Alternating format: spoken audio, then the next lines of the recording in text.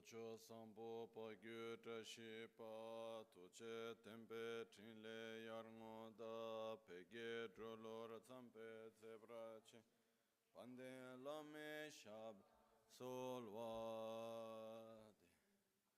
Om Guru Vajradhara Sumatimonish Utta Vardanya Bad Varsa Manya Sarva Siddhi Hum Om Guru Vajrat Nishasane Karma Utta Vardanya Bad Varsa Manya Sarva Siddhi Hum Om Guru Vajradhara Utta Vardanya Shri Bhadra Varsa Manya Sarva Siddhi Hum Dagi Jetsun Lama Tuje Che Nyamda Dala Tuje Siksu So Gebe Shesan Dala Tendu So Oyon Sunge Nawa Tsedu So Tseji Ningne Sowa Debe Tse Dechen Korlo Visu Lekshune Yila sambe dede malu pa geme lungi drupra chingi lo tsoni sodan dikdun shape tse dungi namke yin so lekshun lapchen tsoni yonso tsopa dan chera nyedun changwara chingi jancho pargi nyinsen tukun tu nyu peme siudru lekshun jancho drube gegen kunshish Tungen dela drubra chingi loba dagi lona chola chokpa da chomin samjurngemba shiwa da chodan tumbe dede malupa beme lungi drubra chingi dorna tingne tserawa tamche dan techi pardu nekav tamche tu rese kyamne lama kele me tukje chingi dala siksu sol Gongyab drewe nyamda dachala jetsun lame tuje rab gongne kodan sungi nawa dralme tu nyam sunyongwe kesan tobrash kewa kuntu yanda lama da longche chin sada lamge yönten rabzon dorje changi kopa nyur tobo sho pakyuke kodan dagilu Pakyuke sundan dagi nga Pakyuke tukdan dagi Ten yerme çiktu Çingi lo Makyuke kudan dagi lu Makyuke sundan dagi nga Makyuke tukdan dagi yim Chingi lo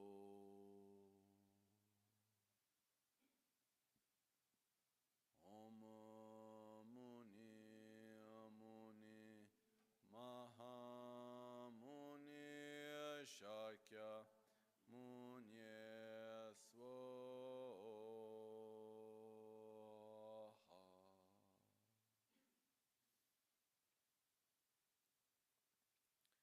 Sashipu ki chushi ameto Tamare Ravalinga Shi Nide Gyampadi Sange Shintu Mikte Ulwarki Drokunam Dashingla Chöpar Shoyedam Guru Ratna Mendrala Kam Niryatayami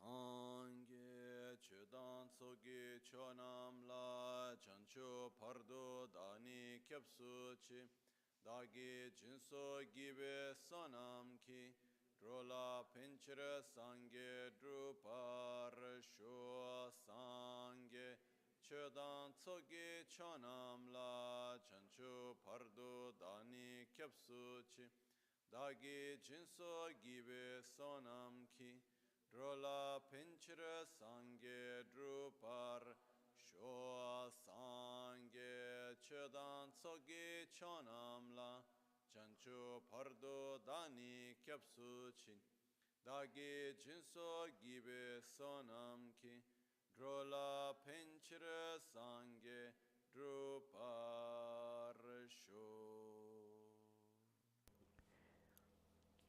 In the Buddha, Dharma, and Sangha, I take refuge until enlightenment. With the practice of generosity and the other perfections, may I obtain Buddhahood for the benefit of all sentient beings. In the Buddha, Dharma, and Sangha, I take refuge until enlightenment. Through the practice of generosity and the other perfections, may I attain Buddhahood for the benefit of all sentient beings.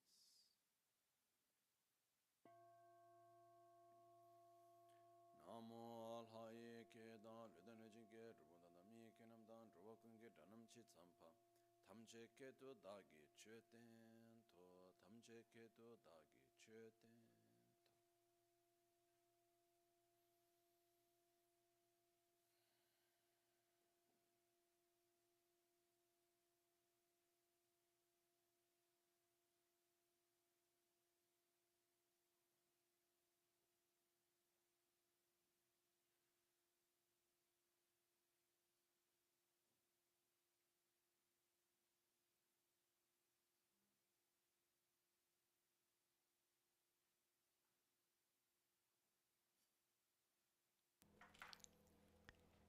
Good morning.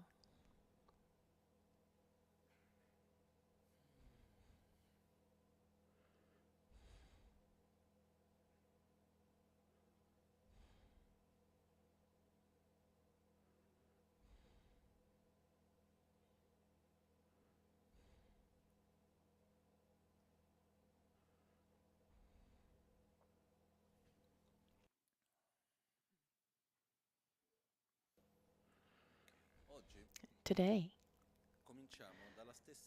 we're going to start with the same image that we started with yesterday. Let's imagine that we're on this narrow country road, and when we started yesterday, we imagined this road that didn't have the white lines on the side. And then yesterday, with the sixth point of the commitments, the samayas, the vows, with the sixth point, we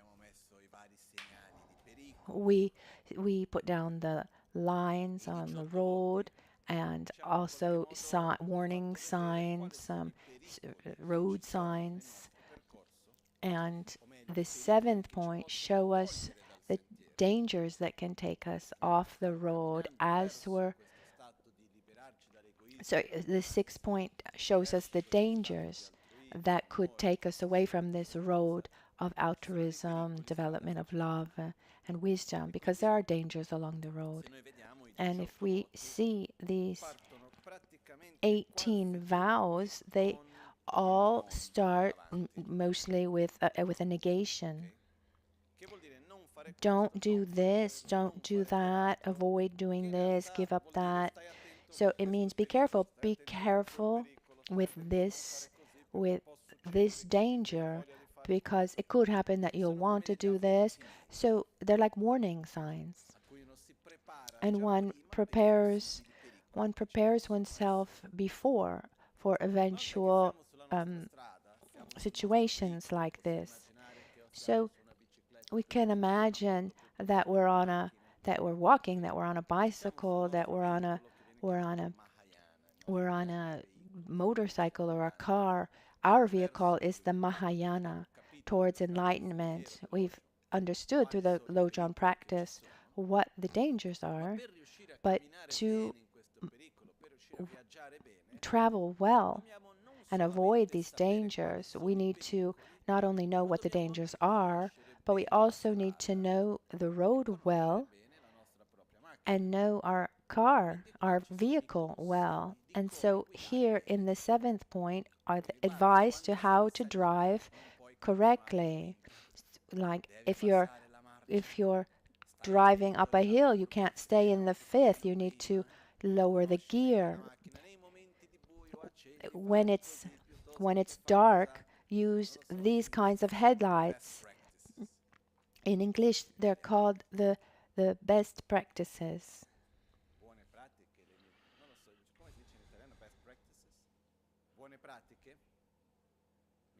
The best practices. In English, it's called like this. The best practices are it's about advice to make sure that we can go along the road well. Maybe even without these things you can stay on the road, but it'll be much harder. So what are the things that we need to do to take on this important endeavor,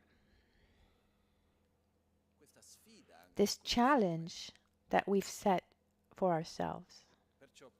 So to realize it correctly, we need to maintain our direction, number 1. And number 2, we need to be careful of the dangers that could take us off the path. And number 3, there are ways of walking, of driving, of moving along this path that will help us travel more safely, with more certainty, because there's the danger if I do this incorrectly, or if the vehicle breaks down, or if it slows down too much.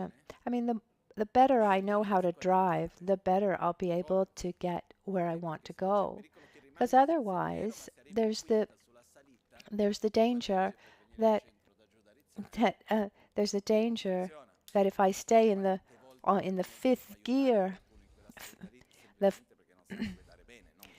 5th gear on a steep road like the one from Arizzano to the center.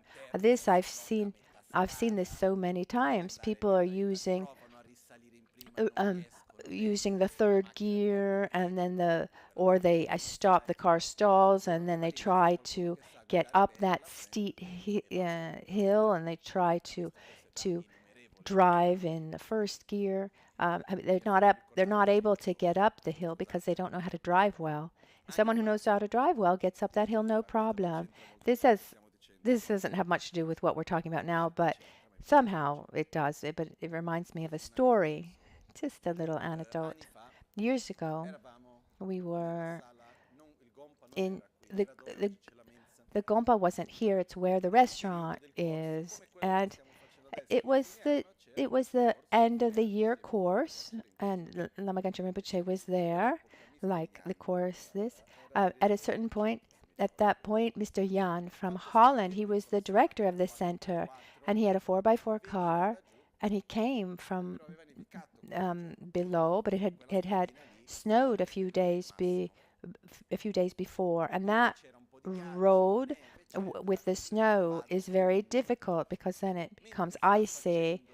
And as he was driving up the road, the car, I don't remember if he had chains or not, but then the car slid backwards and hit a tree. So what he did is he walked up to the center He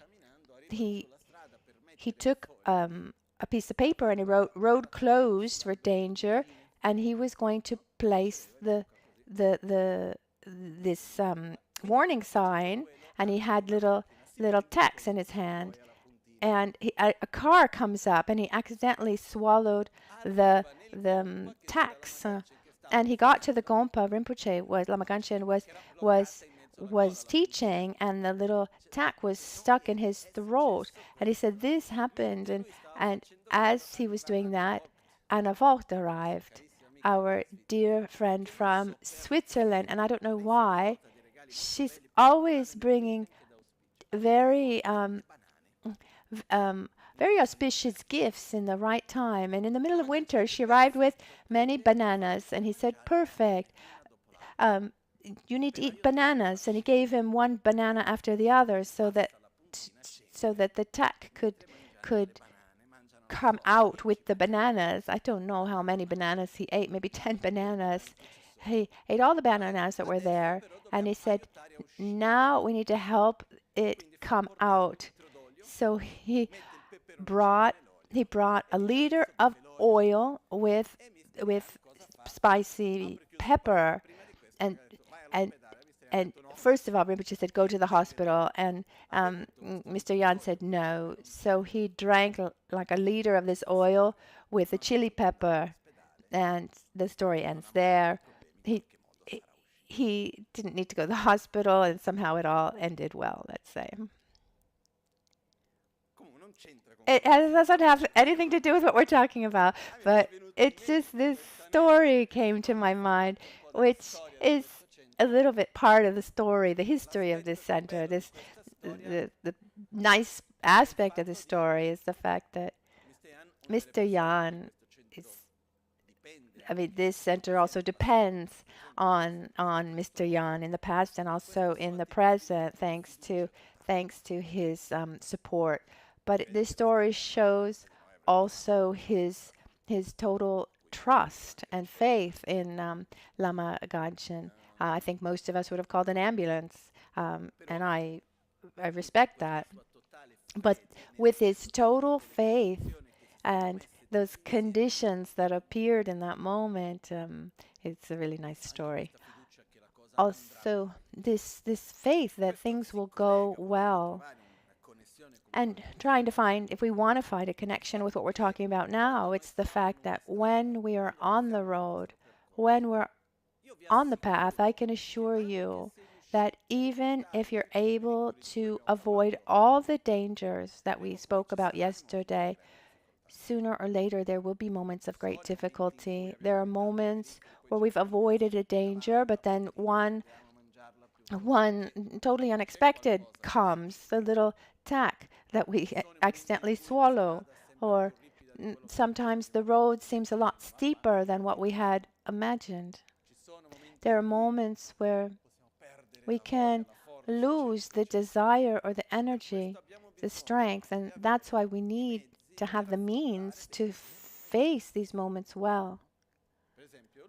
He, for example, in that moment of difficulty, what helped him was his faith, his faith and his trust that everything would work out well. He had this certainty that everything would go well, and it did. Obviously, one needs to check. I mean, faith helps a lot, but it doesn't always resolve everything. Sometimes many other aspects or conditions are needed. But along our path, there are things that we need to add to make sure that we can walk well. And these are called, this is precepts, advice, precepts. It's not about not doing this or that. It's advice given.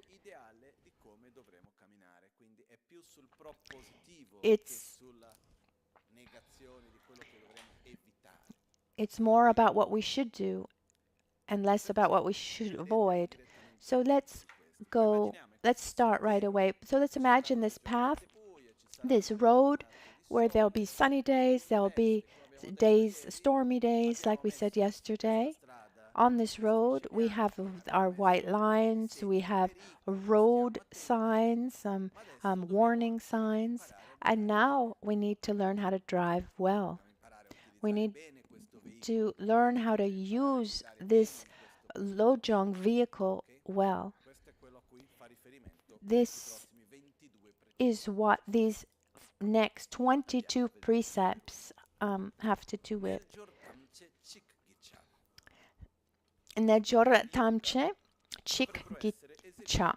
Every yoga should be performed as one.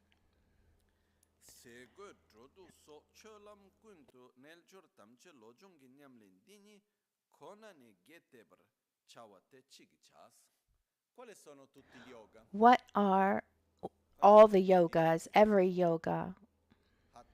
Hatha yoga, Ashtanga yoga, Kriya yoga. So we all need to do yoga as if it were just one kind of yoga. No, here yoga, it refers to all of our life activities. The yoga of eating, the yoga of sleeping, the yoga of dressing, the yoga of working, of helping, of receiving help, of everything. And also the yoga of prayer, of meditation. Yoga means the activity done with excellency, done excellently. All activities in our life should be performed as one activity. They're all parts of one activity. Or rather, we shouldn't separate in our lives the working area, a personal area, spiritual area. They shouldn't be separate. Our path of development of love, wisdom, our process of training, the Lojong process, needs to be omnipresent in every action, every activity we do. So everything we do, even if they're different kinds of activities, ideally we should do them as if they're part of one greater activity. It's like saying, I'm going to make lunch. And as I make lunch, there are many things to do, many activities. I need to make the list of guests, invite the guests, do the shopping, prepare the shopping, cook the meal, receive the people, set the table. This is all, there are many different activities, but they're all part of this greater activity. Similarly, every activity that we do in our daily life, I mean, we need to do them. They're part of our own process of living and survival. We sleep, we dream, we wake up, we wash ourselves, we eat. These are activities we do every day, don't we? Maybe someone doesn't take a shower every day, and that's fine. That's no problem. I remember once Lama Lawan in Tibet. He knew a very old man, as he was about 80 years old, and talking, Lama Lawan told me, you know, once I've taken a shower once in my life. It was my niece who lived in the city who really encouraged me. She insisted that I take a shower, brought me into it took me to a hotel, and in the bathroom, he or she forced me to take this shower. I tell you, it gave me such a stomach ache. I'll never do that again. So I'm sure he has other activities that he can integrate it with our spiritual path. We talked about this a little bit the day before yesterday about integrating into our activities of love and compassion. So we shouldn't separate everything. Sometimes it happens that we create a division between our spiritual path, our family life, our moments of fun and work. Every arena of our life should be lived as a different part, necessary and important for this one path, for reaching this one path. And what determines this is not what we do, but how we do it. A couple of days ago, we talked about this aspect of eating, for example, or when we get dressed. There are two important attitudes that we can have when we get dressed. One, for example, is imagining that the clothes that we put on, our jewelry or makeup, the, we are adorning ourselves with qualities, the qualities that we want to have to face the day, patience, generosity. For once, for example, it reminds me of someone who would wear a shirt with a different color, following the colors of self-healing. So blue to practice patience, yellow to practice generosity. But when we dress, who sees that mostly, other than us initially in the mirror? Other people. So there's also an attitude where we say, I want to show the world a certain beauty as an offering. May those who see me feel something positive. May I offer a beautiful image to those that I meet, so that they can experience also something positive. What's important, the key here, is that we're using various daily activities as tools to come into contact with our path and to open up our heart towards others. That's what's important. How we meet someone at work or when we're at home with our family, and every moment we try to integrate into one, so we can develop love and compassion and patience, enthusiastic effort, concentration, wisdom, generosity. So cultivate the path of the six perfections every day. The more we're able to do that, we'll really be able to make every yoga would really be performed as one. Even hatha yoga, trukha yoga, even our physical activity would be part of our path. So this first piece of advice is, don't stop the car. We're always traveling in every action we do daily. And here there's also the opportunity to use our own creativity, because what's important is how we do it internally, how that action, how I live it, depending on how I live it, what it cultivates within, and what direction it takes me. Every once in a while I hear things like, oh, but to follow the path well with the life that I live, it's just not possible, etc. Sincerely, I don't agree. I agree that there are conditions that can facilitate practice, but I've seen so many people with the greatest of conditions, but not knowing how to take advantage of them, or spending years in monasteries in India and Tibet. I saw people who were in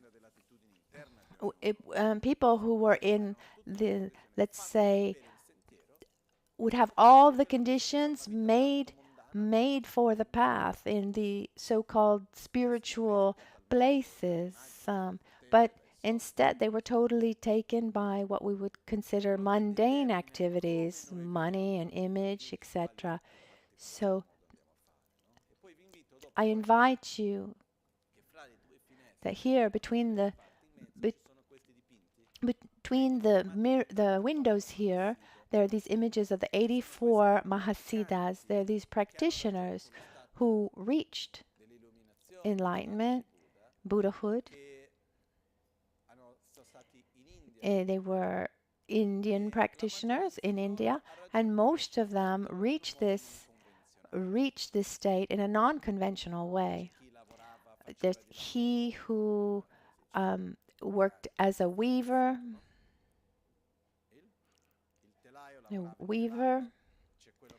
Or there was the farmer, there was the waitress, there was the prostitute, there was the one who would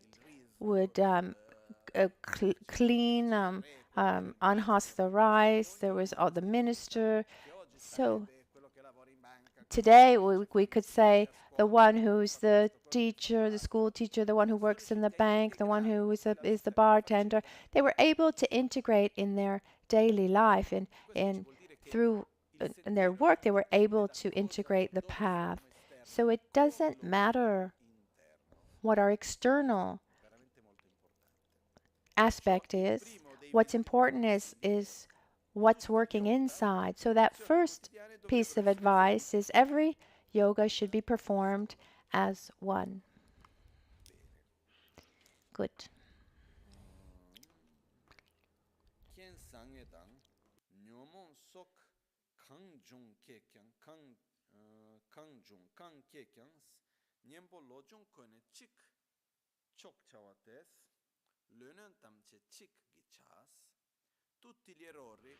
All errors are to be amended by one means, in one way. All errors we meet, it means all difficulties that we meet, all mental defilements that manifest. Because as we go along the road, there are difficulties, there are problems that we'll find. And as we're there trying to practice patience, there are things that we would prefer not to have. There are problems. So these difficulties, in this case, we can divide them up into three categories, three types mostly. Inner difficulties, mental and physical. And then there are interferences, external difficulties. Inner difficulties, we have fear, anxiety, we have uncertainty, doubt, this sense of loneliness. There are many things. Then we have the physical part of our body, sickness, pain, tiredness, etc. And then there are external difficulties, external adverse conditions, situations of conflict with other people, the lack of material resources that would be necessary for a comfortable and sure livelihood, and then difficult situations around us like cold or too much heat. Here, error is not the right word. When we say all errors, it seems like it has to do with our actions. But here it says all interferences, difficulties, all difficult things that we need to face along the path should be faced by one antidote. The means to face any and all difficulties is always one. When there's someone who fights with us, or when there's that moment where we don't have, when we're lacking material resources, when there's pain, when there's sickness, when there's any kind of difficulty, the tool to use is the same. What is it? The Lojong practice. We saw previously in Lojong, in that fourth or third point, we transform adverse circumstances into the path to enlightenment. And there are all the means how we can face difficulties and transform them into our path. So what happens is, if I'm walking along the path and at a certain point I face difficulties, I'm not going to find the tools somewhere else. And in other words, I'm driving with my car. At a certain point, there's a pothole. I remain stalled. I can't go look for another car to get past the pothole. No, I need to use that same car. I'm training in love, compassion, wisdom, the practice of Lojong. And at a certain point, I find myself in front of difficulties. What are the tools that I can use to overcome those difficulties? That same practice of Lojong. I'm not going to set the practice aside to try to overcome the problem, to then pick up my practice again. I use that same practice with all of its aspects as a tool to face and overcome the difficulties.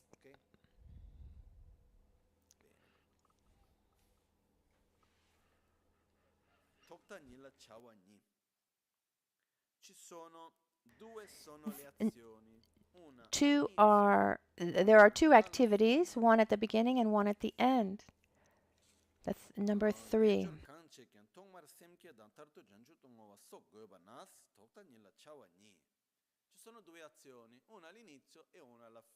There are two activities, one at the beginning and one at the end. When we do something, when we wake up in the morning and we're starting our day, and then before we go to bed, we're concluding the day.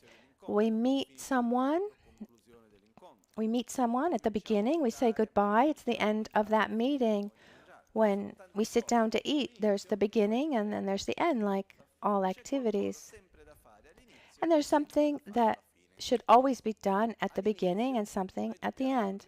At the beginning, we need to regenerate our motivation and ask ourselves, why am I doing this? What's behind it? Why am I doing it? And the main motivation is the one to cultivate a feeling of love, the so-called bodhichitta. But it's important to look at our motivation. Why am I doing what I'm doing? What do I want from the day? What's the intention behind what I am going to do? For example, I have the intention to face situations in a healthy way, to then help people that I meet so that they can help them get out of their suffering. I want to be a positive interdependence in the world that I live in. What's the motivation that I set before me? And at the end of the action, what do I dedicate that positive energy to?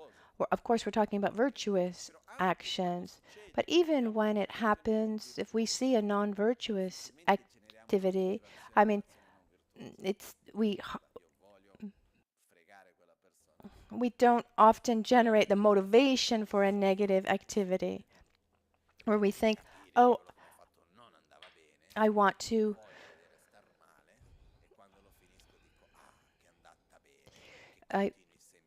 for example, if we want to hurt someone, of course, at that point, it's better to not generate any kind of motivation. So, and of course, we don't rejoice at the end once we've done something negative. We're talking about virtuous activities done with awareness, and for these activities, it's important to generate our motivation. Otherwise, there's the danger that we just do things automatically. And when we do things automatically, often we lose contact with the essence. We lose contact with the direction that we had set. So motivation should be regenerated. We should connect with the motivation. And it's the same thing at the end. When we conclude something, if we don't dedicate sincerely, then once again we end up in automism. But there's the danger of generating our motivation and dedicating also in a spontaneous way, because we have these verses to help us generate motivation and to dedicate. But it could be one starts a practice, and then we're doing something else, and at the end,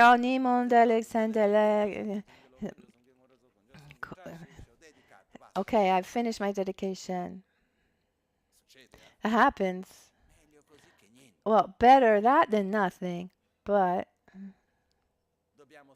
we need to be careful that if at a certain point these things become automatic and they don't touch our heart, we need to be careful about that. But the real motivation is in our speech or in our feelings. It's within. The real dedication is inside or outside. It's inside. So speech, the words are important to direct our mind, but we need to be careful that we don't fall into this automatic, this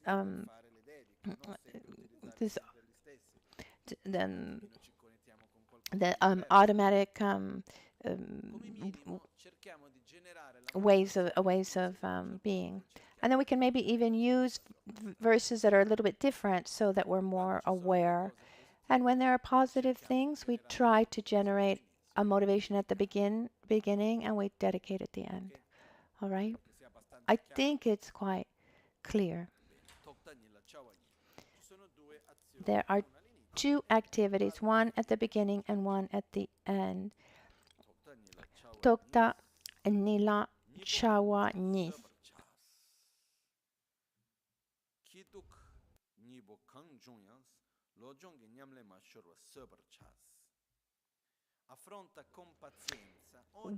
Whatever occurs, whichever occurs, be patient with both.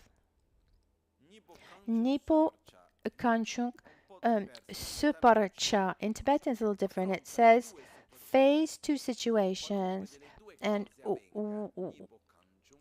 nipo or whatever happens, kangchung, whatever happens, suparcha, be patient.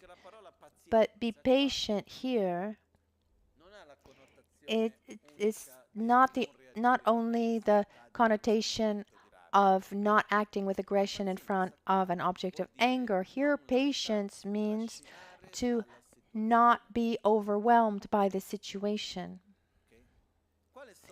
What are the two types of situations that could take us away from the path? If I'm along my path, dedicating my development of love and wisdom, and at a certain point, I'm in front of an object of great attachment, and I become overwhelmed by that attachment. To leave Lojong aside, I need to enjoy that pleasure. Or like I'm driving, for example, at a certain point, there's something really beautiful at my side, and I just pull over and I get out of the car and I follow that. And the same thing happens with objects of aversion. It can happen that there's a situation that we don't like, something for which we develop a strong aversion and anger, and that takes us away from our path as well. So the two situations that can take us away from our path are the extremes of attraction and aversion. The things extremely pleasurable and the things painful, displeasurable. But the point is not about avoiding situations that are pleasurable or unpleasant. But what's important is not losing our path in front of these situations. So in front of something very pleasant, I live it in the best way possible, and I dedicate it, I transform it into the path. And even in moments of difficulties or bad experiences, I do the same. I live it, I transform it, and I don't allow it to overwhelm me or take me off my path. So patience is this ability to stay where I am without moving away from my path. So I'm not taken away from my path for something pleasant or something unpleasant. This doesn't mean to run away from the situation. It doesn't mean avoiding the situation, good or bad. It means transform the transition. I live that sensation, but I live it with a certain amount of awareness, and I don't get off, I don't leave my path. Are you following? Okay.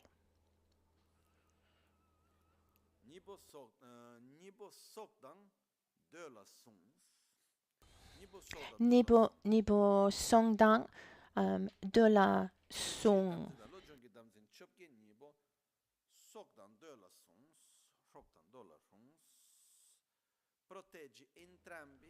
Guard both at the cost of your life. What are the two things that we need to guard, to protect at the cost of our life? And what does it mean to protect, guard at the cost of your life? It means that there's no reason in the world to not do that thing, to not be that. Even if I need to die, I'm not going to give up.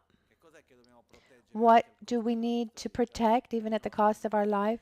Our commitments, our samaya, these 18 vows that we talked about yesterday, and the other general commitments that we've taken, pratimoksha vows, the vows of personal liberation, like not lying, not killing, not losing one's own awareness through the use of substances, not having an unvirtuous sexual life, not stealing, and also the vows of bodhichitta, bodhisattva vows. And there are two types of vows, external and internal. Those that manifest by way of an external conduct, and those that manifest are connected to internal conduct. There are situations, those are situations that cannot be forced. The internal contact. In history, unfortunately, we know better. We know about the difficulties of what happened in Tibet with the Cultural Revolution, but what happened in Mongolia, historically, we don't know much about it, but it was actually heavier in Tibet. There was an external force that came in Mongolia instead.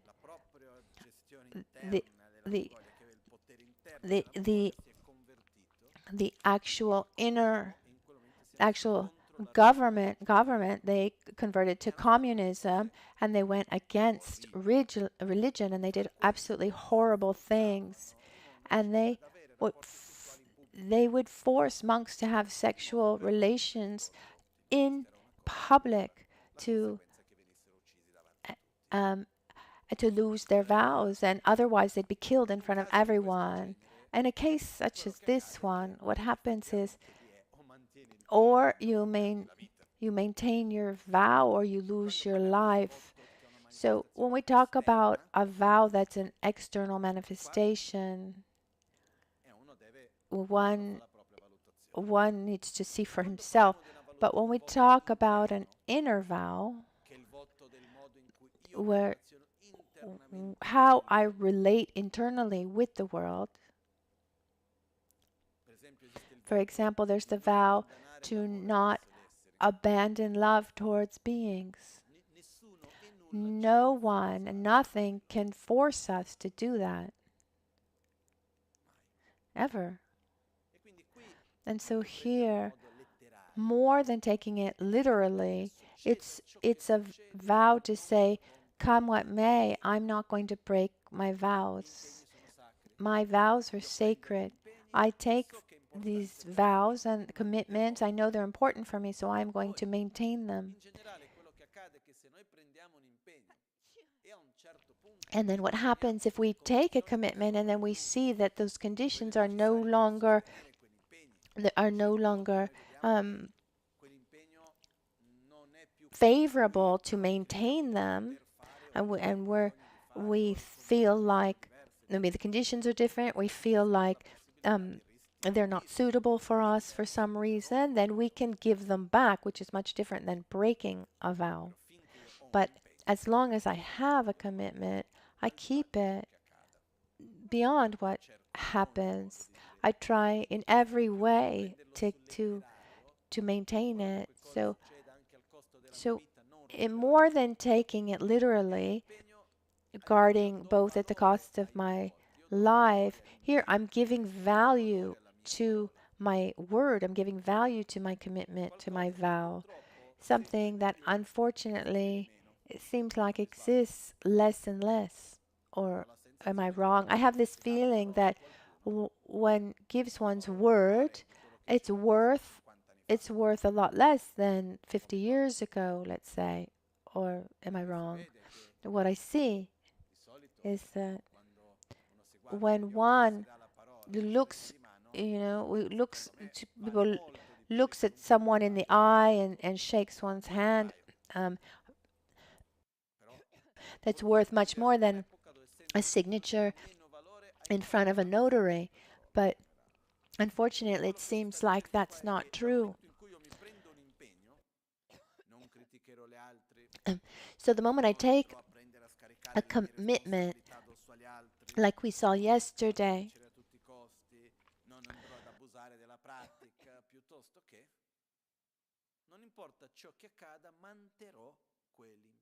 it doesn't matter what happens, I'll keep those commitments. So the advice given here is give value to the commitments you've taken. Don't treat them in a superficial way.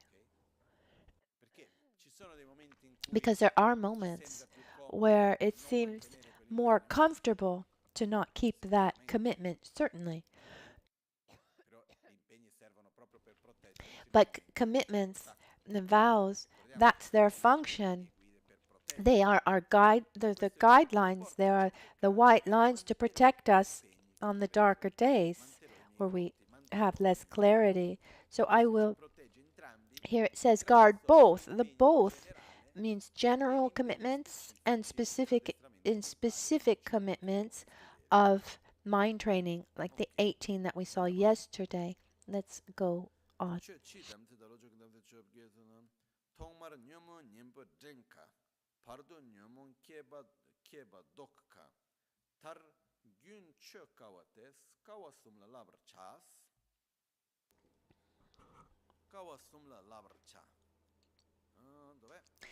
Kawasumla Laparcha. Seek the three principal causes. We talked about this. The first difficulty that we should train in is awareness of our bad habits, our negative conduct, our mental defilements when they manifest. The first thing is generating awareness of what's happening. I realize, I'm aware of that negativity as it's manifesting. I see it. That's the first difficulty, having awareness. But in that phase, I see that it's manifesting, but I'm not able to do anything about it.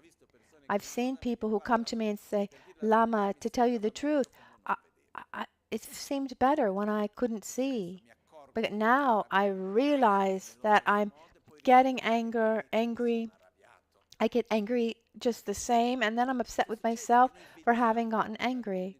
So if we see a mental defilement that is coming out and we're not able to stop it, that's great news, because it means that we're on that first of three levels of the three difficulties.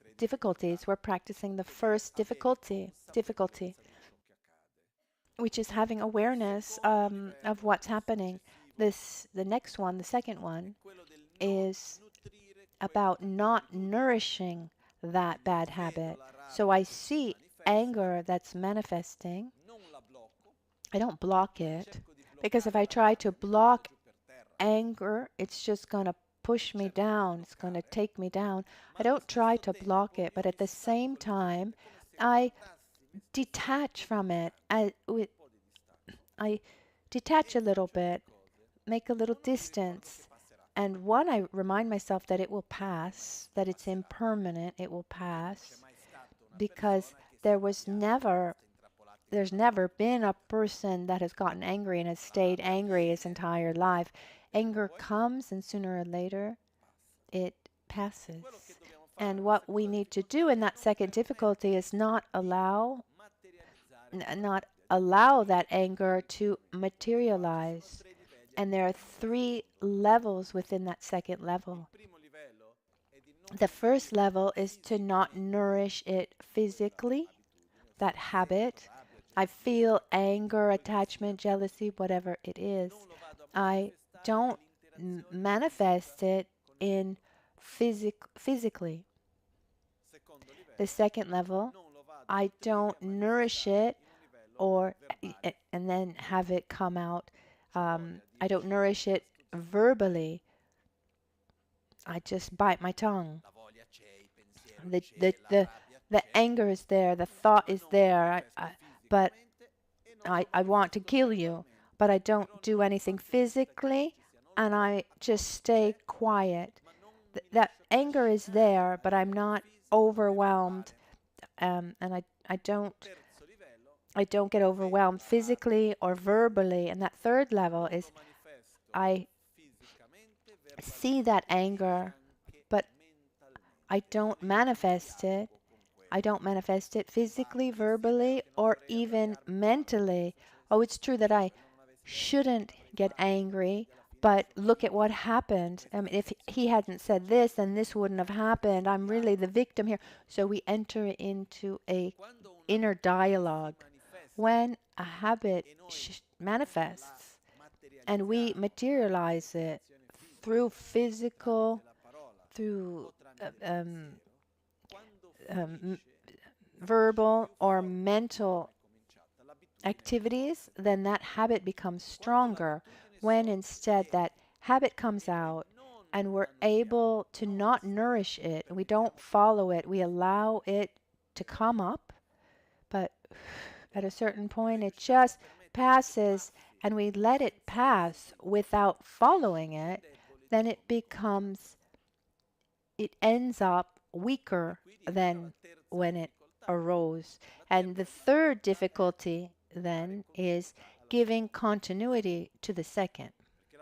Because the tendency is, you see the anger that comes up. I don't physically do anything. Verbally, I don't say anything. I try not to enter into a mental dialogue. I try to create some distance. I know it's going to pass. It's passing. I relax, and then boom, it comes back to bite me. A bit like saying, okay, you came in, okay, now here's the exit. But then you turn around, you relax, and then that person doesn't actually leave, just sneaks back in. So that third difficulty is being able to maintain the second until that mental defilement doesn't completely pass, until it doesn't completely pass. And remember, we remind ourselves constantly, it will pass. And when these mental defilements manifest, let's remember that they're nothing other than habits. We're conditioned to react in this way. They're manifestations of our wounds, like a request to attention of ourselves. There's something within that wants to be seen. So I accept myself. I allow myself to listen, but I don't follow that dynamic. Because when we follow the dynamic, then we end up reinforcing the wound. We're increasing the trauma. So we all have habits that are not healthy, conditionings of physical, verbal, mental conditionings. We all have them. And it's worse when we have a habit and we don't even see that it's a habit. I don't know if you've ever seen someone who has an addiction to to uh, a drug or alcohol, sex, chocolate, but doesn't recognize that he has this addiction. It's much more improbable for that person to overcome his addiction if he's not aware of it. When instead I'm aware, yes, I am sick, I have this addiction, at that point I can start to follow a healing path. So that first difficulty is being aware, and that's already so much. It's the beginning of the healing treatment, the process. The mistake we make often is that when we develop the awareness together, we have this expectation that we should already be at our destination. But no, we're just at the beginning, but we're walking. When I see a habit that's there, like a chronic sickness, so you're not cured from one day to the next. I see that there's that habit. I need to not nourish it and little by little apply the antidote, its opposite. So there's no hurry to arrive. There's hurry instead to be walking in the right direction. So awareness is the first difficulty. Don't block, don't follow. On a physical, verbal, or mental level, that's the second difficulty. Keep that state until that manifestation of that habit doesn't pass. That's the third difficulty.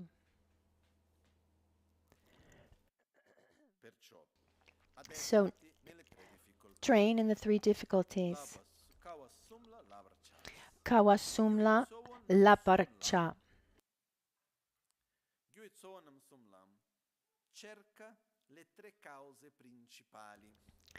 Seek the three principal causes.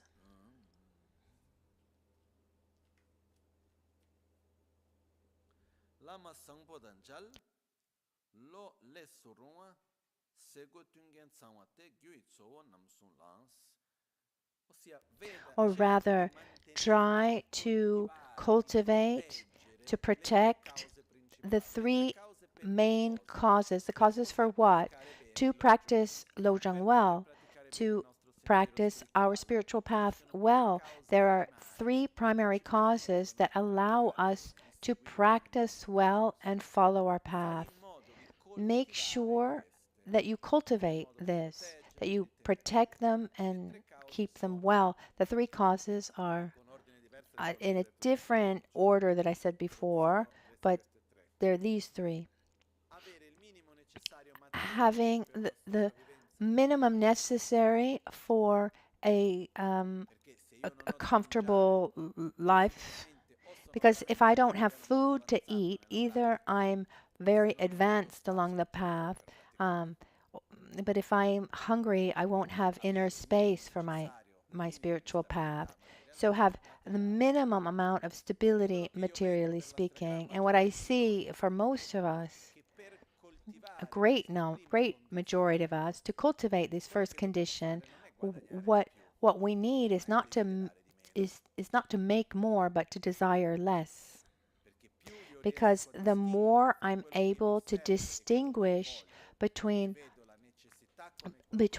what I want and what I need, and desire as something okay, if I have that thing, that's fine. If I don't have it, that's fine too. Then the fewer my needs, the fewer my desires, the richer I am. But we live in a context we are constantly increasing our needs. It's like saying, so if what's the point of earning 2,000 a month if I'm spending 2,000 a month, and I'm creating needs that are not real.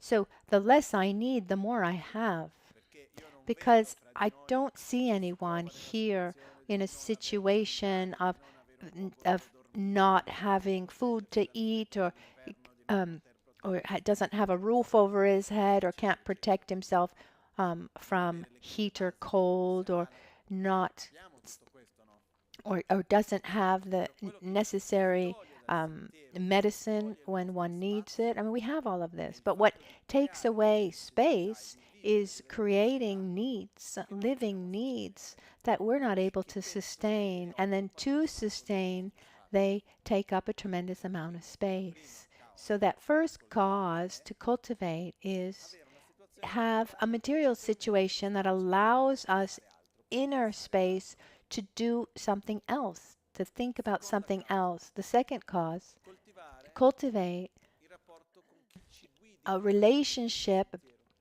with he or she who guides us correctly along the path. So have someone who guides us, have someone who guides us correctly. Physical people, historical figures, books, videos, direct contact. Have someone who guides us correctly along our path in our training. Have a good trainer. And I can have all the time to train and a great trainer, but if I don't have the third cause, I do nothing, which is the desire to train. So I need to cultivate the desire to practice Dharma, to put myself in the game, to transform myself, to grow. And this desire requires also the faith in myself that I'm able to do it. As I rely on he who or she who guides on me as a trainer, I need to also have trust in myself. I need to believe in myself, believe that I'm able to train. And this has to do with a very important self-esteem that should also be generated. So cultivate a material situation that allows us to have inner space for the practice. Cultivate a relationship to be guided correctly along the path. And cultivate the joy for the practice, the joy of putting ourselves in the game so that we grow and transform ourselves spiritually. These are, we should seek the three principal causes. Number 8, don't let the three factors weaken. Lama Michel Lojong la trova Gusum Pak Yuches Nyampa Meba Namsum Goms. Nyampa Mepa Namsum Gom. In the previous one, the previous what Trijang Rinpoche says, he uses a specific term. The first cause is to meet a virtuous spiritual guide, Lole Surongwa, and then have the desire to practice. He uses a term, have the mind that is suitable for the action, develop a flexible mind, a mind that's ready to adapt itself, be ready to train. So as I've found the right trainer, I need to have that desire to train and be ready to play the game. And then he uses the third cause as the last, is having enough, because often we have too many resources, and our life is used up by having those resources. So in the end, having too much is like having too little, because at that point we don't have the inner space because it's used up by external conditions. I don't know if that's clear. The next one, Lojong la trova gosum pak yoche minyampates nyampa mepa namsum goms. Nyampa mepa namsum gom. Nyampa mepar nyamsum gom. So now we're on 8. Don't let the 3 factors weaken. Nyampa mepa namsum gom. Don't let the 3 factors of awakening, we can say. Don't let the 3 factors weaken, which obviously are important for the mind training. What are these 3 factors that we shouldn't let weaken? Respect, gratitude towards our spiritual guide, our guru. Lojong la trova, the joy in practicing Lojong. Et gosum pakyu, this conscientiousness of body, speech, and mind. Or rather, I keep a relationship of gratitude and trust and love, faith, and I cultivate it towards he or she who guides me. If we use the analogy as before, I have a veneration and gratitude and respect towards my trainer. I'm full of joy to train, and I'm careful that I'm training correctly. This is the conscientiousness. Conscientiousness means being aware about what we already know, but that we often forget. For example, what we saw in the Lojong practice. It's not that difficult to understand, right? On a technical level, conceptual level, it's not that difficult, is it? But when we find ourselves when we find ourselves in an adverse situation, it's highly probable that instead of transforming adverse circumstances into the path, we just forget. And someone could maybe someone asks about it and one thinks about it and one can remember. Having conscientiousness instead means bringing to our daily actions what we already know. So we maintain a conscientiousness in our physical actions, and that same awareness and conscientiousness in our speech and in our thoughts, which means never being separated from the practice of mind training. One of the conscientiousness is maintaining the awareness of our own mortality and the preciousness of this life, something that we know but that we often forget. So remembering what we already know, that's what we mean by pagyu, conscientiousness. So we don't allow gratitude or respect towards our spiritual guide to degenerate. We don't allow the joy to practice to degenerate, and we don't allow that awareness of our actions of body, speech, and mind to degenerate either. The next point.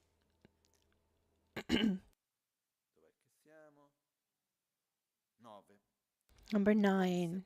Never be parted from the 3 possessions.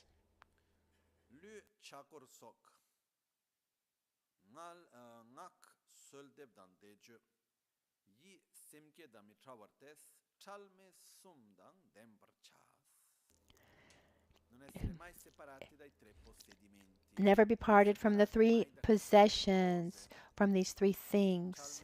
Chalme, sumdang, nel paraccia. What are these 3 things that we should be inseparable from? A virtuous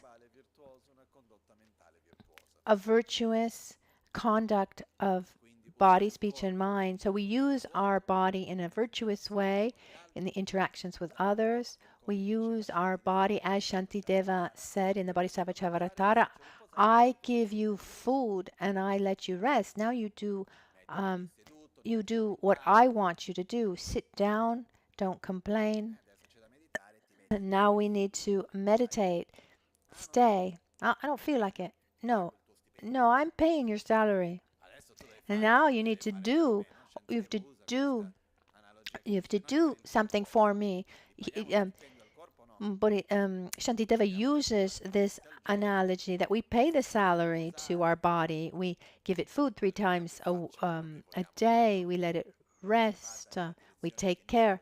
So at least it should go in the direction that we want it to go. And this reminds me, a few days ago, I was with someone who was in a physical state that was very, very difficult. And he said, I put it in my head that I need to do something. I need to do something. And I do it. My body is not in charge. I am. When we have a strong will, we're able to do things that are out of the ordinary. They're unimaginable. So actually, physically, we have a greater potential than compared to what we actually use. So we should use our body for virtuous things. Practices like how to do exercises, prostrations, make offerings, help people around us, sit down to meditate. Use your body to do activities that are virtuous. It's our body that follows us and not and we don't follow our body. And also our speech. With awareness, I choose how I want to use my word, and I don't separate myself from virtuous speech, balanced speech, kind speech, where I try to use my speech to recite mantra and prayers.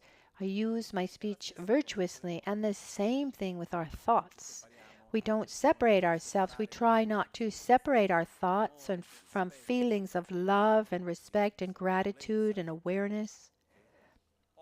Obviously, we won't always in every moment be inseparable. There will be moments where we're not. We will put effort into trying to be inseparable from a virtuous activities of body, speech, and mind. And this is what is meant by never be parted from the 3 possessions. It's also called our greatest wealth, our greatest richness is our virtuous activities of body, speech, and mind. Number 10, train consistently without partiality.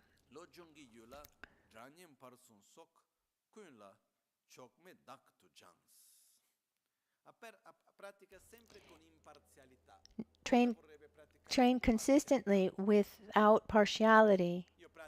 So being partial would be I practice Lojong with friends and not with my enemies, or when I'm rested and not when I'm tired, or at work I don't, but at the center I do, or the opposite, or maybe it's the opposite. Maybe when I come to the center, I expect everyone to be practicing this, and when I go to work, I need to actually be the one doing it. Sometimes I hear these comments, oh, but here in a context where everyone's Buddhist, I wouldn't expect something like this to happen. Let me ask you something. Why does the center exist? To gather up all the Buddhas or those who want to become Buddhas? That's my question. Because if the center, when one becomes a member, are you a Buddha or at least a Bodhisattva that's realized emptiness? Maybe someone, okay, you're not admitted. You're not admitted because you haven't yet realized emptiness or bodhichitta. If that were the case, then I would fully agree that one shouldn't behave in a certain way. But it's actually the opposite. which doesn't mean that we doesn't mean that we gather up the worst of the worst. It means that we're here because we want to get out of our dynamics, our mental defilements, but we're on the path doing that. And in the meantime, here we are. It's like someone says, "You're Buddhist, you shouldn't get angry." No, I get angry because I'm Buddhist. If I were a Buddha, I wouldn't get angry. Is that clear? So it's normal that there's fear and jealousy and envy, etc., because we're here, we want to get out, but we're still in the middle of it. And so this is all part of our path. We're in the middle of all this. So the practice should be done in every context. It doesn't matter where we are, with whom we are. When we are in a holy place, when we're at work, when we're with our family, when we're alone, all moments are good moments to practice Lojong. If we start making distinction, oh, I practice with this person and not with that person here and there, that's not right. We need to practice in all moments and in all situations. So here it says, strain consistently without partiality. In Tibetan, Yula Chukme Daktu Chang. So don't create partiality to the objects and the situations. So train in these situations, in all situations.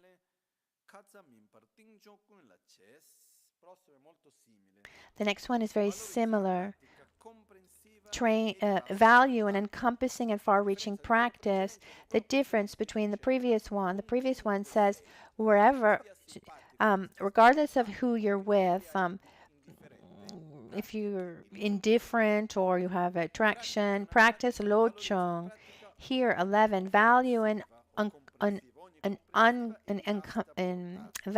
encompassing and far-reaching practice.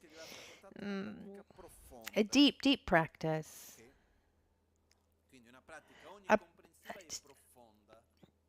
Far-reaching or deep, which means value your practice. May it be present in every type of situation, so all-encompassing, and not just something that you do verbally. And may it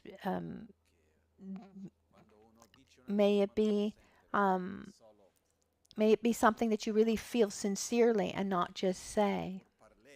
You know, just to talk. In katsam in Tibetan, only from your mouth. So we shouldn't follow a superficial practice where we're just spouting air. Oh, I love everyone. And we see someone, oh, your happiness is important to me as my own.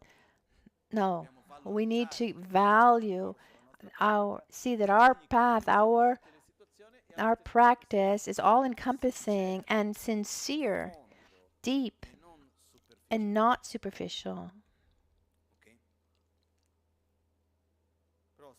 The next one, train consistently to deal with difficult situations.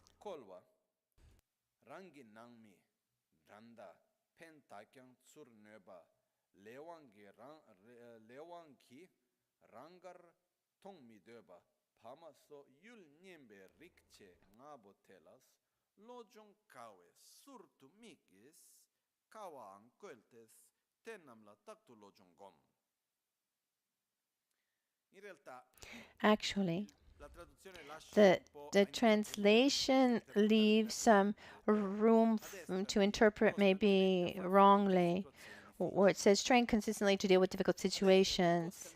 Train constantly in the most difficult situations, which means practice Lojong especially in difficult situations. What are the 5 difficult contexts in which we practice Lojong, and where should we start? With our family members,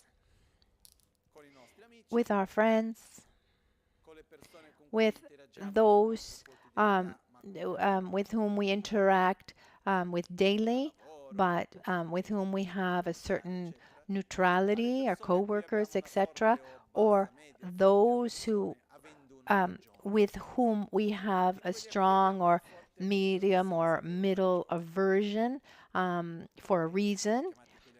And the last category, those for whom we have a karmic aversion. I don't know if it's ever happened to you where you felt aversion for someone and you have no idea why. One of my masters had this, and he told me that in Tibet, when he was at the monastery, there was another monk, and every time he'd see him, he would feel angry. He would feel this aversion towards him. He never did anything. And about 20 years ago, they met in India, and he didn't have that feeling anymore. And he told him about it. And he said, for years, every time I'd see you, and I'd feel anger. And the other one said, me too. And this is called karmic aversion. It means there's an aversion that comes from the past, and one doesn't even know how or why, but there's some kind of aversion towards someone or something. So where should we practice Lojong, first of all? Not with faraway beings, children who are victims far on the other end of the earth. No, we start and we practice with those who are closest to us.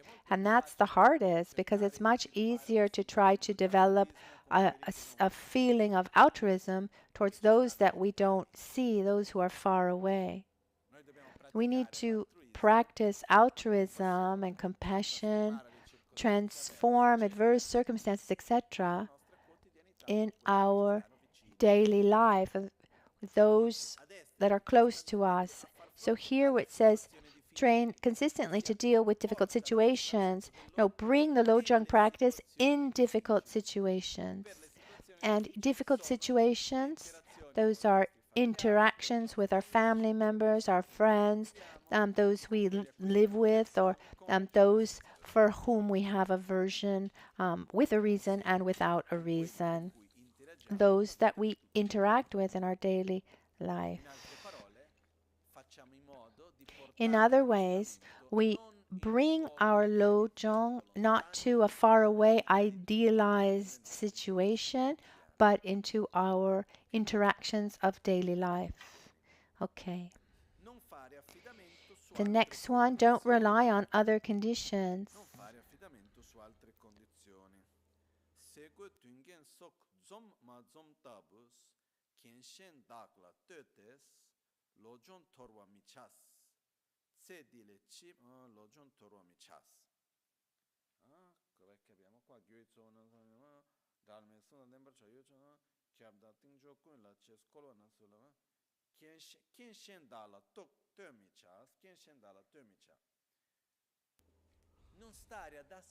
Don't rely on other conditions. Don't wait for the right conditions to practice mind training. Oh, it would be wonderful to practice mind training, but in this moment, I'm just too busy because I need to take care of my mother. No, in this moment, I would like to practice Lojong so much, but I'm just not able because I'm looking for a job. No, in this moment, I can't because I have so many things to do at work. Imagine, I would never be able to have space to think about Lojong when I won't have as much work, or when it will be like this, that, and the other. At that point, I'll be able to practice Lojong. No. If not now, then when? If not you, then who? If I'm not the one to put Lojong into practice, who's going to do it? Sincerely. Really. If we're not the ones, we've received the instructions, we see the value of it, we want to do it, We have the three necessary conditions. We have marvelous conditions to practice. The three basic conditions are there and more. But even if it's like this, it's as if our ego somewhere is sly and going round and around saying, yeah, it would be wonderful, but oh, I want you to become an altruistic being. It's really important to me, says our ego. But you can't do it now. You can't do it now. Wait. No, no, no. You, you'll never be able to do it. You'll never be able to do it now as you are. Maybe you need to have different conditions in a future rebirth. Instead, no. I can do it, and I'll do it independently of anything that happens. No matter what happens, I'm not going to wait for different conditions. Because if not me, then who? And if not now, then when? Really? Because the conditions that we have, sincerely speaking,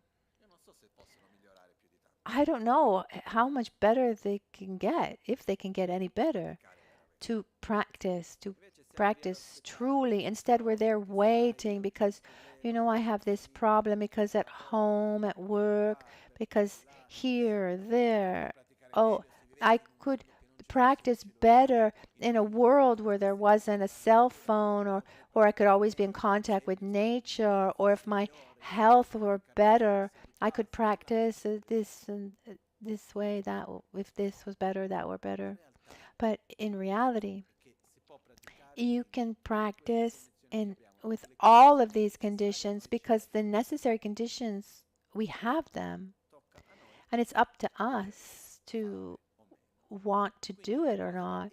So something to avoid completely is being there waiting for conditions, the right conditions, and getting into that dynamic of justifying. Oh, now I can't practice because I'm missing this. I can't practice then because I'll be missing that. No. It's here and now. It depends on our strength and will, adapting to our abilities. A bit like there are two stories that talk about something else but somehow are connected. Someone could say, I'd like to practice well, but I don't understand the teachings well. I don't have a very I hear a lot of things, but I get confused. I don't understand very well. My intellect is not that highly developed, and the day I'll understand more, I'll be able to do better. There are two stories that talk about this, maybe even more. And the beginning of the story is the same. There's a master, has many disciples, and one disciple that was, let's say, less able than the others. He participated, but he didn't understand much. And then one day, the master was about to leave for a long travel, and the two separate stories, but the beginning of the story is the same. So the disciples go to him and say, Master, as he's just passing in the hallway to leave, Master, one disciple says, Master, can you give me the practice of my life? And in the first story, the master makes a joke and he says, your nose looks like a rudra. A rudra is that seed, that Indian seed that's very porous. And this boy must have had a porous nose. And he said, give me the mantra of my life, the practice of my life. He says, your nose looks like a rudra. And he said, oh, thank you. After the master comes back from his trip after a year, he doesn't see that disciple anymore. And one day he asked about him. And then one day this master gets very sick with a terrible bronchitis, with an infection full of phlegm in his throat. And he tries everything, he's not able to help. And then someone says, you know, there's a healer in the village, and everyone's going to him. And he seems very able. Shall we try? And he said, oh, let's try. So they invite the healer, and the healer arrives very respectfully. He goes in front of the master and starts with the mala. Your nose looks like a Rudra, your nose looks like a Rudra, your nose looks like a Rudra. And he sees that he recognized the disciple, and he understands what had happened. And he had taken literally the joke, as the mantra of his life. It was they were speaking in Sanskrit, and so he didn't understand that it was a joke, and it was all in Sanskrit. And he recited with so much faith that he developed the power of healing. And when the master understood that, he started laughing, and just laughing so hard, and he was able to cough out all of that infection that he had, and he was cured. The other story is that when the disciple passed by the master, he asked the same question, give me the practice of my life. And then even there, still there, the master makes a joke, and he said, meditate until a horn grows on your head. And he said, thank you. And then the master leaves, and he comes back after a long time, 3 years from that time, and he doesn't see the disciple. And one day he asks the others, have you seen that disciple? And they say, no, well, go look around, ask around. They go into the village, they're looking for him. After some time, they come back, and it said, it's said that he's meditating in a cave somewhere in the mountains. So we'll go find him. But it's not like today where you just jump in the car and it's a half an hour away. I mean, it took days to get there. So 3 or 4 days walking, and they get there, and they find him in a kind of cave in the mountains, meditating with a horn on his head. And they said, the master wants to know what you're doing. He said, I'm meditating on what he told me. And the disciples go back and they explain the story. I said, how is that possible? Tell them to come back. So again, they go back 3 or 4 days walking up to find him. They tell him to come, and he said, I can't get out of the cave. The horn is too big. I'm stuck here in the cave. And they go back to the master. So 3 days walking, and then he says, tell him to meditate. The master says, tell him to meditate until he doesn't have the horn anymore. And then they go back up there, 3 more days walking. They tell him that, and in 3 days of meditation, he's able to make that horn vanish. And from that moment on, because he had developed a level of mental clarity in such a way that he was able to receive all teachings perfectly, and put them into practice, and he reaches realizations before any of the others. And this story talks about when one has determination and faith and respect, you get results. Instead, if we're waiting for the right conditions, that one day, maybe, one day I'll be able to go on a special retreat, and maybe in the meantime we've spent that time familiarizing ourselves with so much else that the day that those conditions are favorable, we can't do the retreat ourselves. And this happened once to a monk who, after a long time, was able to actually go on retreat. And after a few days, he came back to his master and he said, I feel like a cheater. You've taught me everything. I have sponsors who are helping me, and I'm treated with so much respect, but I feel like a fake. It's all fake. I'm very ashamed. And he said, why? And he said, because I sit down to meditate. I try to do everything you taught me. And as soon as I relax, I start thinking of all the scenes of Bollywood with the songs. Because in the years that he was studying, he would go to the movie theater hiddenly to watch these movies. And then the master gave him the right instructions, and he didn't have to come back.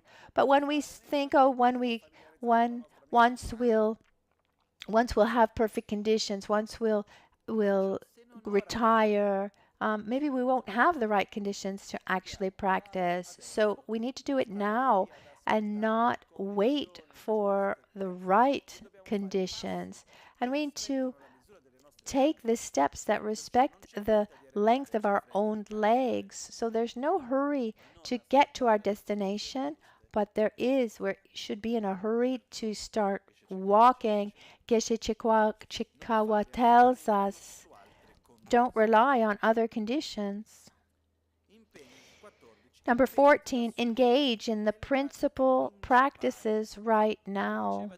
As Atisha said, during the day we're distracted, at night we're sleeping, and the objects of knowledge are so many and life goes by quickly. So we need to put our energy into things that really bring us results, that are worth more.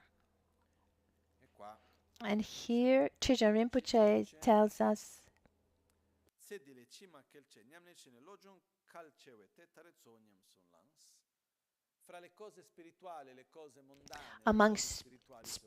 among spiritual things and mundane things, spiritual things are more important. Between knowledge and practice, practice is more important. But among all the practices, mind training is the most important. This doesn't mean that other things do not have value, but we need to see what is most important. Like the time I went to my master in Tibet, and I asked, because I wanted to learn, I had this advice that I liked, and I told him that I wanted to learn Jadrup in Tibetan, and it's the science behind how syllables are joined to make mantras, and very few people know it. And once I was in Tibet, and I asked if I could study this, and my master said, I don't know much about this, but there is someone who knows a lot about this. But remember that this is like putting on earrings. Instead, you should put energy into having a healthy body, and not in wearing jewels. There's so many beautiful things out there, but they take up an enormous space in your life that in the end don't give much. Use your time for things that give you more. So among the things that exist, our priority should be mind training and cultivating love and wisdom. This is worth more than being a great learned one in philosophy, as long as those are tools that help us along our path to develop love and wisdom. Astrology as well, as long as it's a tool. Medicine, yoga, the infinite number of practices.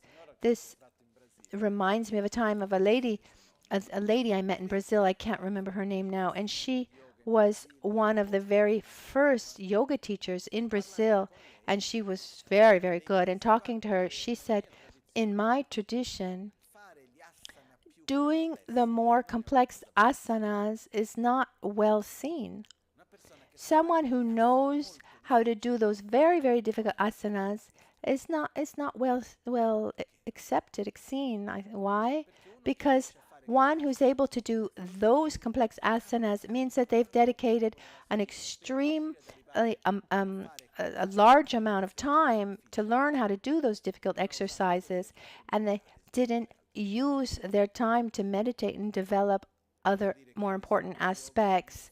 And it means that they've used yoga as an ends um, and not a means. There's nothing wrong with doing complicated asanas, but in my life is passing. It's passing quickly, and once you look back, it's gone. For example, now every time if I watch films or photographs of, they have it's a clear signs that time is going by. Just look here. This is a manifestation of these empty spaces,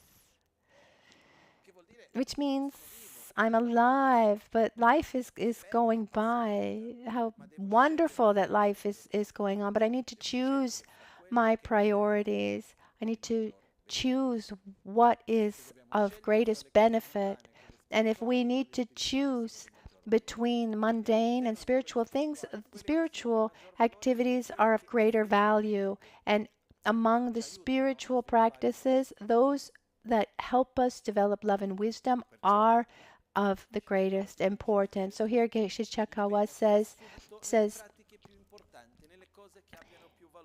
engage in the principal practices right now. Don't waste your time. And if we do other things that can uphold this development, that's great. But they need to be things that support us.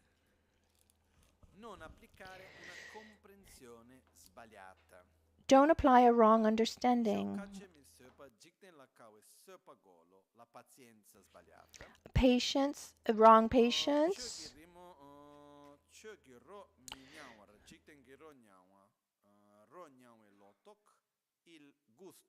The wrong taste.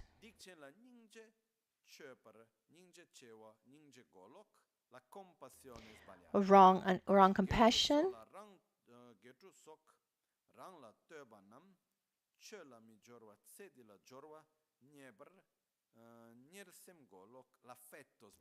Wrong affection.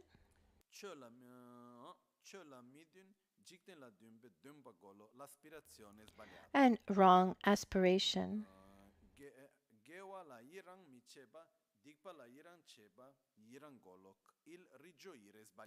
And wrong rejoicing.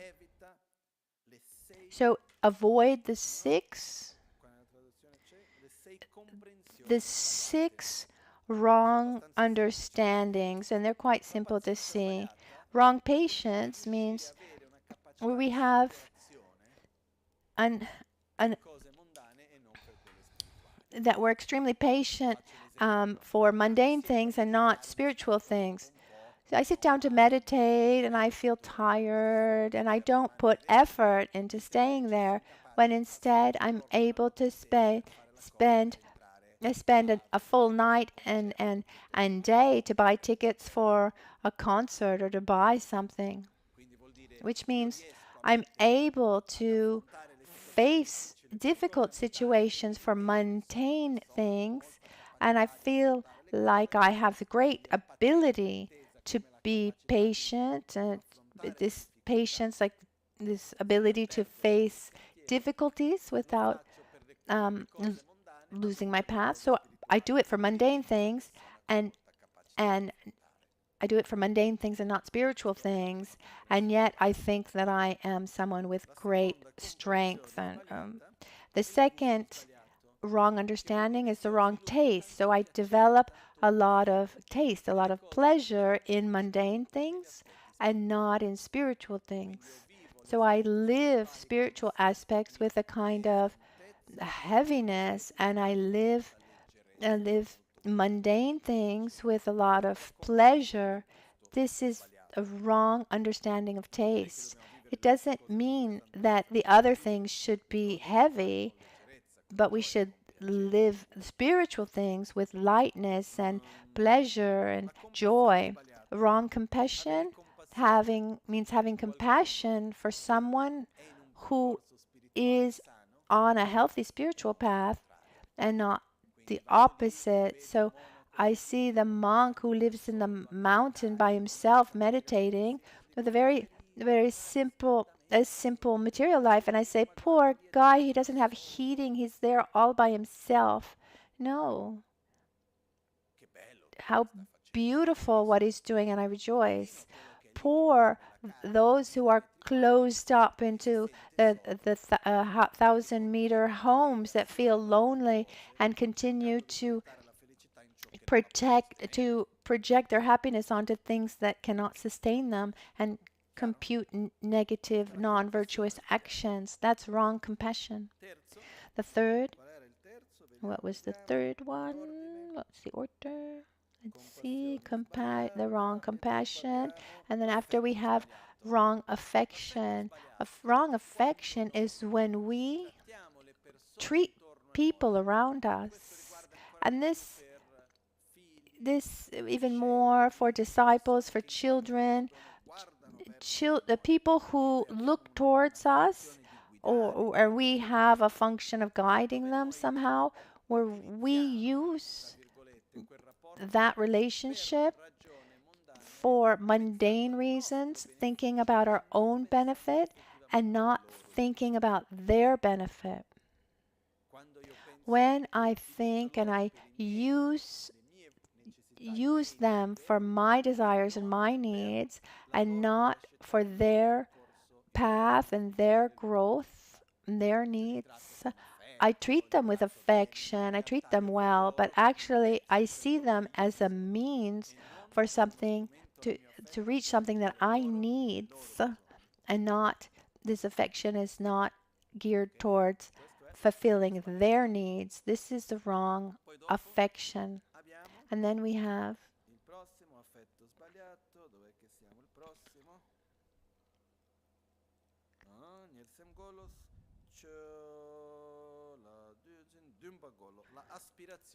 wrong aspiration. Wrong aspiration means that generating aspiration, desire for things that cannot really sustain happiness,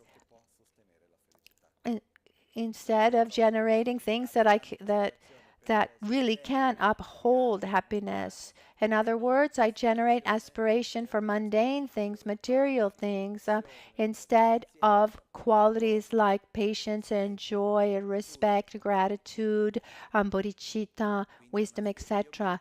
And I think, oh, I'm so full of aspiration, but it's directed in the wrong way. And the last one is wrong rejoicing. I rejoice for non-virtuous things instead of virtuous things. In vendetta, or seeing, oh, this person was able to eliminate that person. I rejoice for the suffering of someone else. That's a wrong rejoicing. So let's just, to recap, we have the first is the 6 wrong understandings, the wrong patience, the wrong taste, the wrong compassion, wrong affection, wrong aspiration, and wrong rejoicing. We should avoid these 6 wrong understandings, and among these, I think the one that touches us the most is the wrong affection.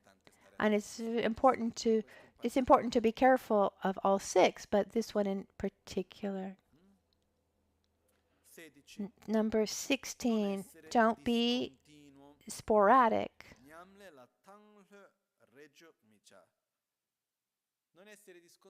Don't be sporadic means that the practice should be done frequently, constantly, consistently, and not by putting a lot of energy and leaving it, and then putting more energy and then leaving it. It's much better a path where one walks slowly, with constancy, then putting great effort and then leaving it. Once a master once told me it's better to be an ant and not a flea. The flea makes great jumps and then stays stopped, but that little ant never stops with his tiny little steps. We walk with constancy, even if we see that we have a lot of energy and desire to do a lot. Let's pace it. So constancy is worth much, much more than huge leaps that we could take. Where are we? So don't be sporadic. Keep constantly, day and night, moment after moment, maintain that effort. This also means don't go out of your comfort zone just a little bit until that becomes comfortable, and then go out again till that becomes comfortable. Don't try to do too much, especially not too soon. I've seen this often. There's this moment of enthusiasm where one puts himself fully into the game and doesn't manage to reach that objective that was set, and then one leaves it all. But where we want to get is very far away. And even if I start running with all my effort, I'm going to get tired before I get there. One thing is if I need to run 500 meters. Another thing is going 500 kilometers. And in a process of many kilometers, a slow and constant walk is worth much more than compared to a sprint, a quick sprint to then get tired quickly. Are you following? Okay.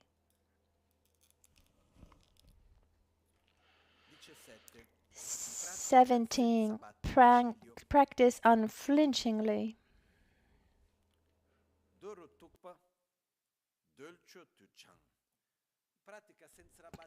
Practice unflinchingly means have faith in what you're doing.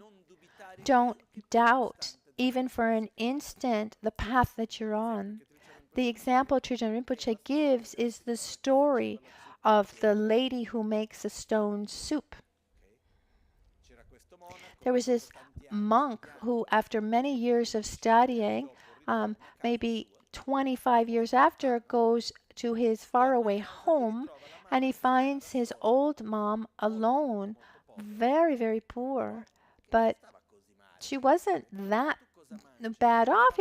He asked her what she eats, and she said, I make stone soup. I gather up the stones, I boil them, and I eat this stone soup, because a monk came by one day and he taught me how to make this stone soup. And this son of hers, who had become very wise, he said, that's interesting. And he looked inside the Kangyur, all the sutras of Buddha, and there's a part, 2 volumes called Sungdu, and it's the compendium of all the dharani. The dharani are kind of like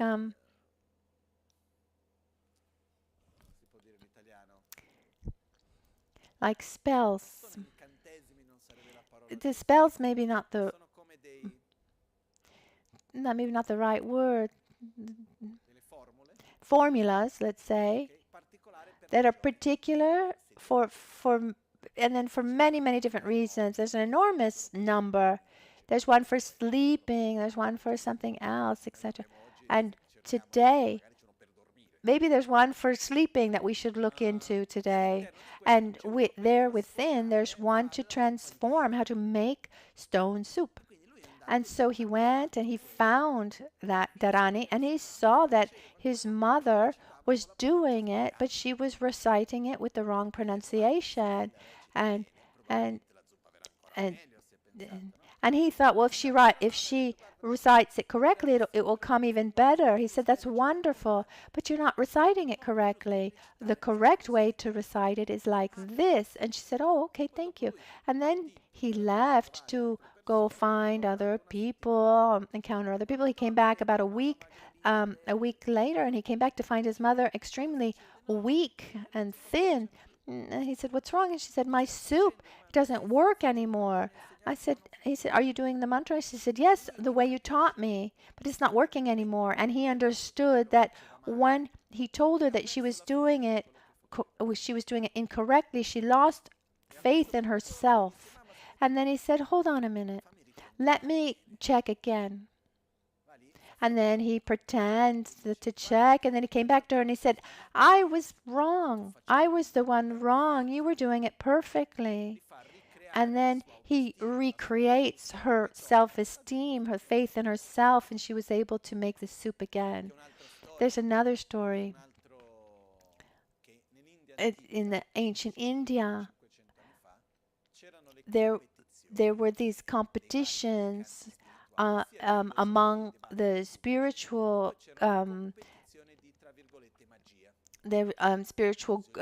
groups, philosophy debates, but there were also kind of magic competitions. And one had this mantra to take a kind of dagger, this knife, and he puts the dagger into the ground, and then he has to pin the shadow of a bird to the ground. And this kind of illusionist, and there was one who knew how to do it well. And in this competition, often there was the wise one debating, and then there was the one who knew how to do the magic, and there would be competition between different traditions. And I don't remember the master, and he said, oh, you're about to do that, but you're not doing the mantra correctly. And he was very well learned. Then, it was, instead of diri diri, it was duru dura. And then, so this one, he recites the mantra the way this sage told him, and it didn't work. And then he said to himself, whether it's diri, maybe it's diri diri, but for me it's duru duru. And then he was able to do it, and he was able to block the shadow of the bird. So for us, when we're doing our practice, we need to, without a shadow of a doubt, without flinching, we need to be sure and just sure and convinced with ourselves. Obviously, at the beginning, we need to check what we're doing, but once we know how to do it, then we need to just go, trust ourselves.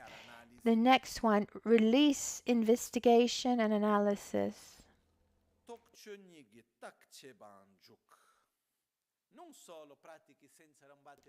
Not only should you practice unflinchingly, but don't follow a path blindly with blind faith. We need to analyze and look into things. Looking into something, this investigation is looking at it on a general way, and instead analysis is a deeper understanding. Yes, we follow unflinchingly, but not with blind faith. We need to analyze and deepen our understanding. Here, just a small advice. It's happened to me several times to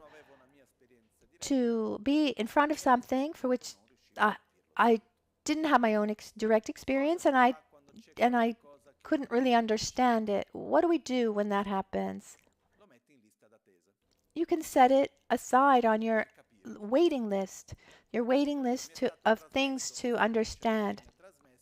this was transmitted to me. I have faith in the person who transmitted it to me. I try to understand. If I'm not able, I don't say that it can't be understood or it's not right. I just put it on my waiting list. I mean, I've had things on a waiting list for quite a few years, and I really tried to understand, and then I feel like I've understood, or then maybe I understand, and then later I understand more deeply. So we should maintain an attitude of curiosity, where we want to understand and ask questions.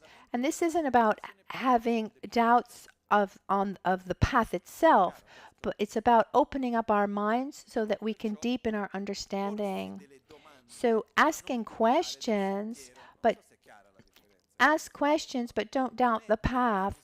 It's not generating a feeling of uncertainty, but we open up our mind to see what we couldn't see, and to understand what we couldn't understand previously. So not only do we practice unflinchingly, but we rely on investigation and analysis. The next one, 19. Don't be boastful or presumptuous. Don't set an attitude of superiority because I'm here dedicated to all beings. I'm a Lojong practitioner because I do this, that, and the other. Don't be boastful. Don't have a superior attitude towards anyone, especially let it not happen on the basis of some spiritual practice. This is only harmful. I think it's very clear. We don't need to go into many details here.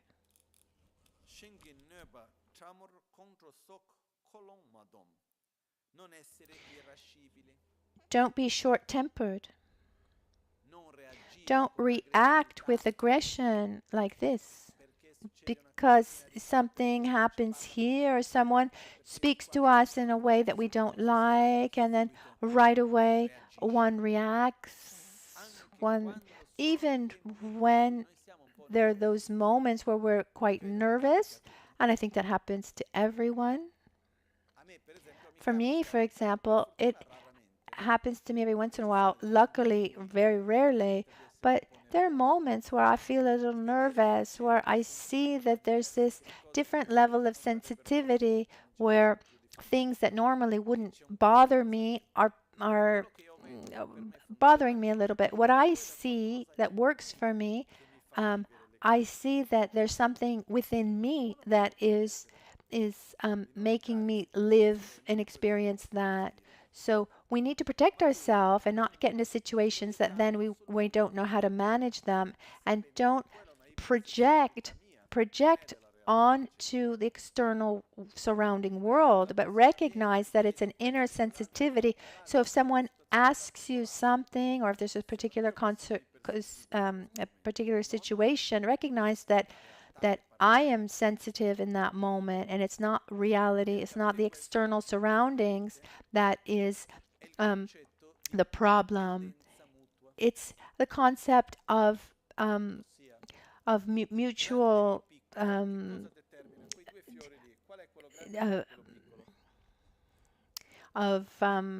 mutual dependence. What's the difference between big and small? Of these flowers, which one's big and which one's small? So between these flowers, the red one, let's say, the red in color, that's the big one. I mean, it's the big one because the one next to it is smaller. Nothing mystical. So big exists in dependence of the smaller one, and small exists in dependence on the small exists depend on big. So they're interdependent. They're mutually interdependent. So what I see when I see the other person, what I see depends on all my characteristics, but depends also on what comes towards me. So when I see you, we are interdependent. What I perceive is interdependent with me. I can't see it without myself, and I can't see it without the object. We are interdependent. So when I'm nervous, I see things in a certain way because they're interdependent with me.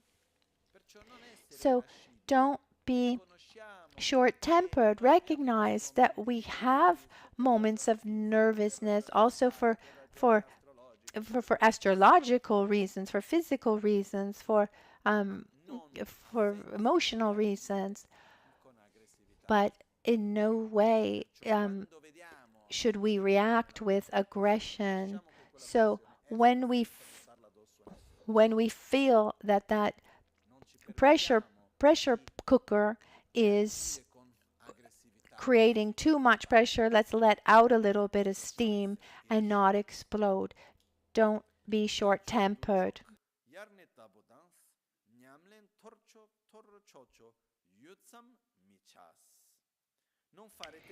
Don't make a short-lived attempt.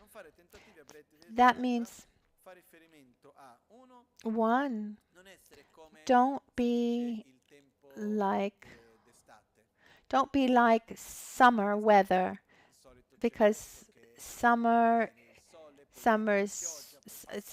weather is sunny, and then a summer storm comes, and then it rains, and so when it's really sunny, I'm happy, and then the rain comes, I'm really sad.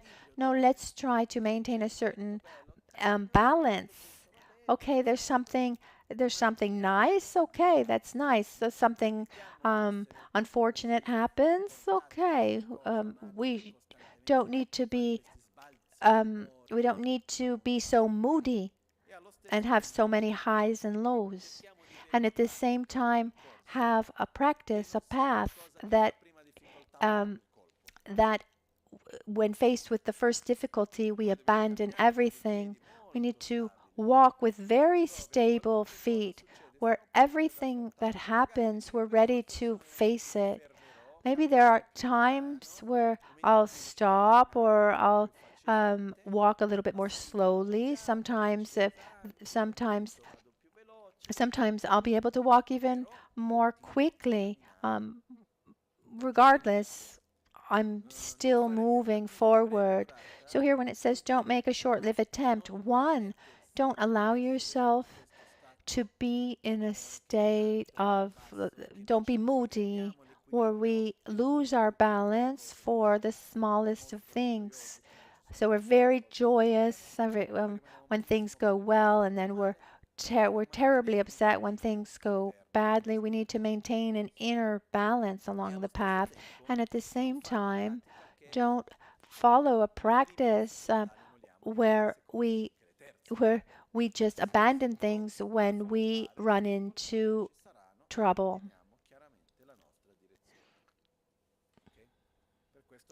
To maintain our direction clearly, so don't make a short-lived attempt. And the last one is very important.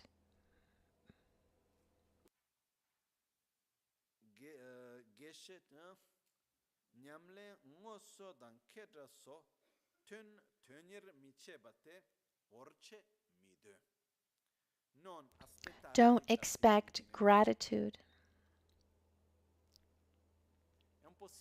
It's similar to what was said before, to not expect anything in return, but don't expect even gratitude. Because when I expect gratitude, I am doing something. Somehow I want to nourish my ego. I want something in return. And when we have an opportunity to love someone else, the fact that the person is there and that we can love them, they're already giving us an opportunity to come into contact with the most beautiful part of ourselves, and we're already receiving so much simply loving that person, and we shouldn't expect anything from them. No recognition or a thanks on no level.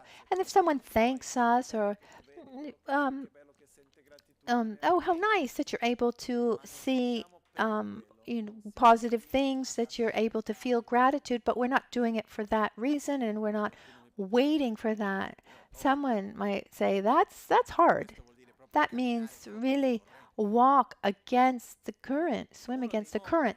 One way to represent graphically for me is imagining a mountain where there's a river, and on the summit is very beautiful, the top of the mountain, and you can see that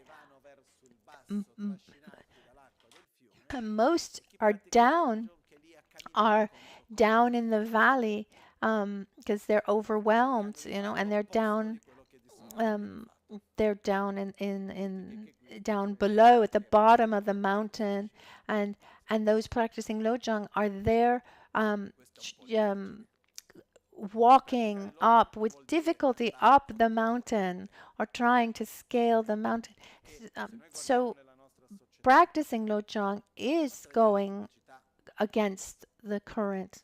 In our society, just look at advertising. What's the reference point that we have? What are they nourishing? An attitude where we are nourishing more and more our self-centeredness or altruism, selfishness, more and more attached to our own view of reality, or is it about wanting to understand interdependence of phenomena? So we are walking against the tide. It's normal. Someone who really practices Lojong, does he live a normal life? No. Even if he goes to work every day, has his family, her family, but what they're doing, unfortunately, is not normal, because it's not normal to love others unconditionally and cultivate this. It's not normal to see the interdependence of things and not grasp at them as if they existed inherently. It's not normal to transform adverse circumstances into the path instead of generating anger and resentment, etc. And in this case, thank goodness that we are abnormal. And with this I mean this is not the path that we do spontaneously every day, but it's a healthy direction. It's a possible direction in this way. And in front of this, Geshe Chekawa concludes with a very beautiful verse which says,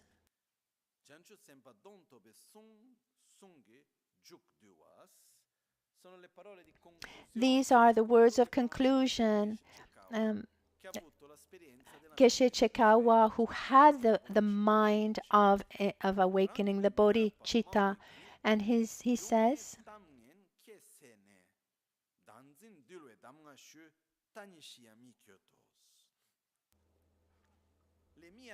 my manifold aspirations have given rise to humiliating criticism and suffering.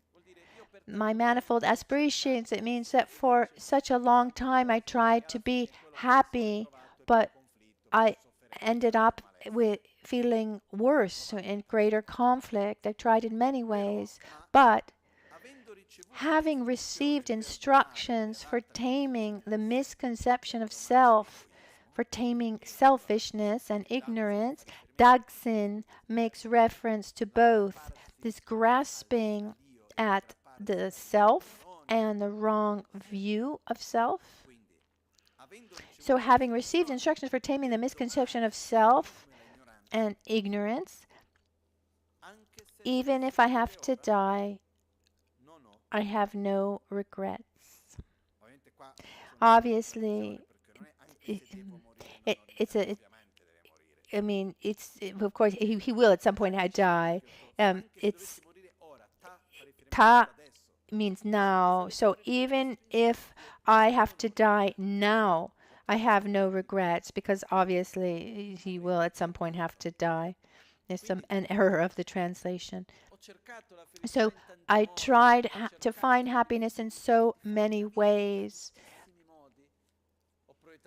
I projected my happiness in pleasures and wealth and human relationships. I've tried everything and more outside, and at the end of the day,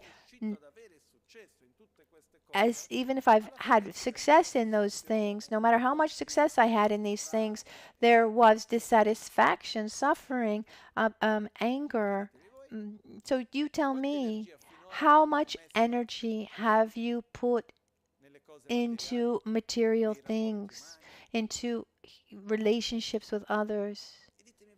And tell me, with our body, our image, etc., even if they're beautiful things, can they uphold a state of peace?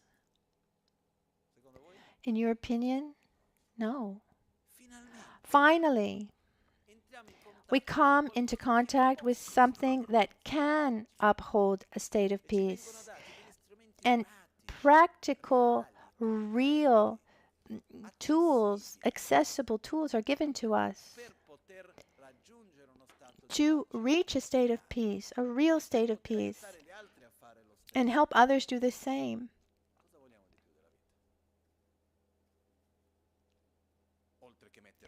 What else do we want from life other than putting this all into practice?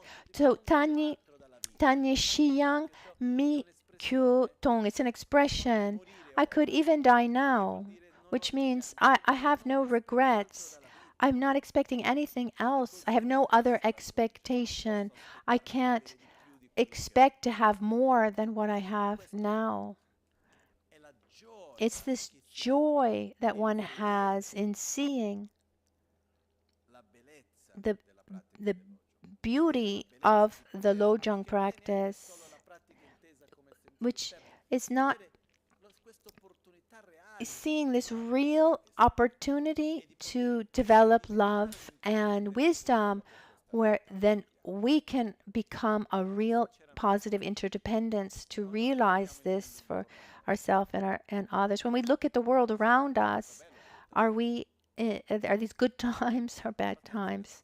It's quite heavy what's going on around us. And when we think about the past, there have been better times, there have been worse times, sure. But the minimum, in my opinion, that we should assure ourselves is that when we look at the news, when we see the world around us, the minimum that we should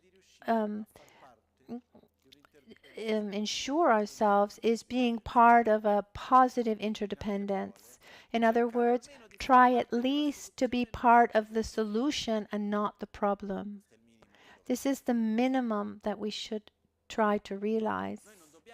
We shouldn't try to resolve anything, much less the problems of those around us or environmental problems or social problems. They don't depend exclusively on us, but at least we should not be part of the problem. And when we see conflicts, where do conflicts arise? From ignorance, from selfishness, from anger, from hatred, from dissatisfaction. So, Lojong is an instrument that allows me to oppose the primary cause of suffering of the world. I'm not opposing my own suffering. I'm opposing that which generates all conflicts in the world, which is selfishness, ignorance. And when I oppose this, when I direct myself towards the light, the more beings that become beings of light, beings of love and wisdom, more easily others will be able to do it as well. What this planet needs most are beings who are interacting with a deep attitude of love, altruism, respect, wisdom.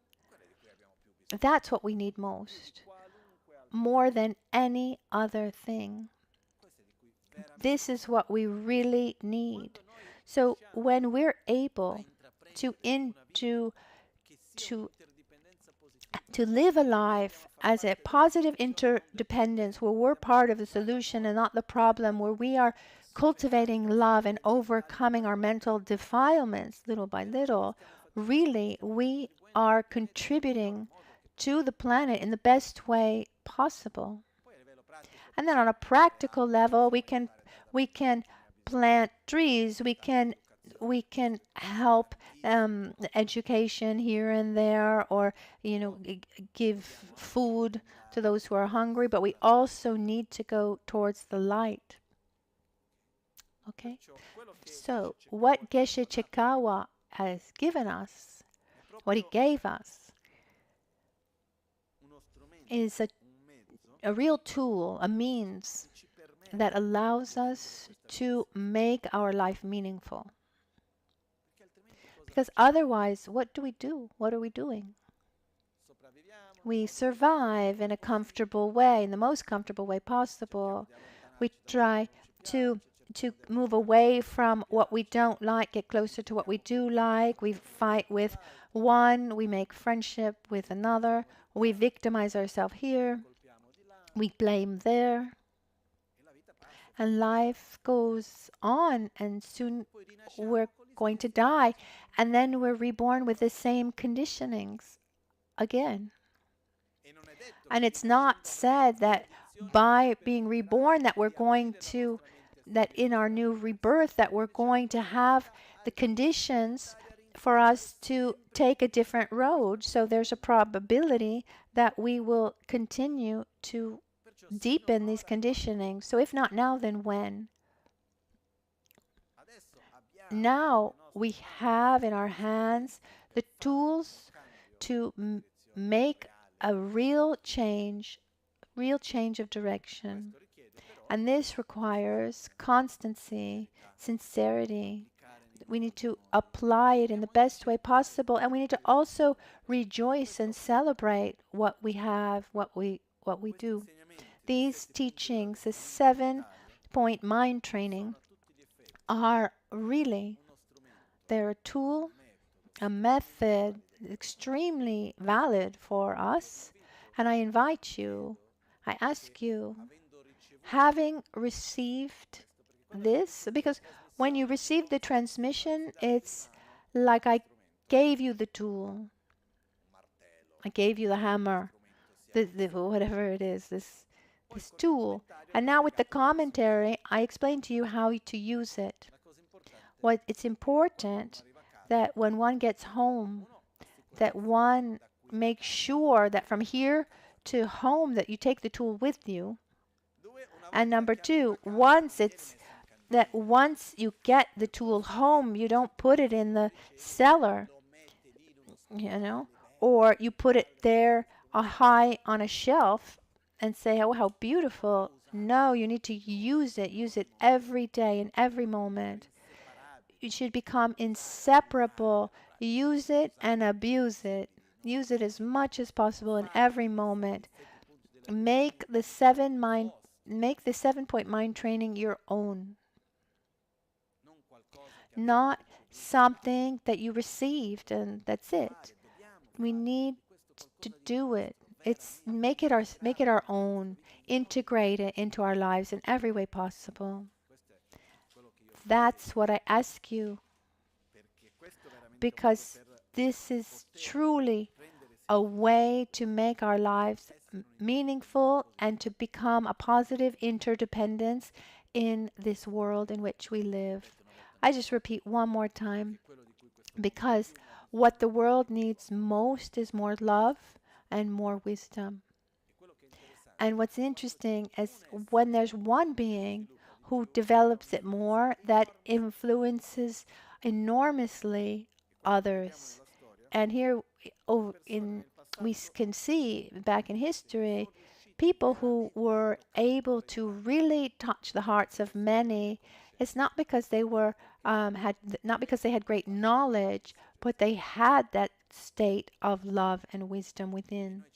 And we can do it too, much, much more than you think. And it's fundamental to remember that the only reason why Geshe Chekawa wrote down these instructions and transmitted them, and they've been transmitted since, and why Buddha Shakyamuni shared his teachings at the beginning, and why I'm here now sharing with you, is because I believe, and like those who came before me believed, I believe that you can do it.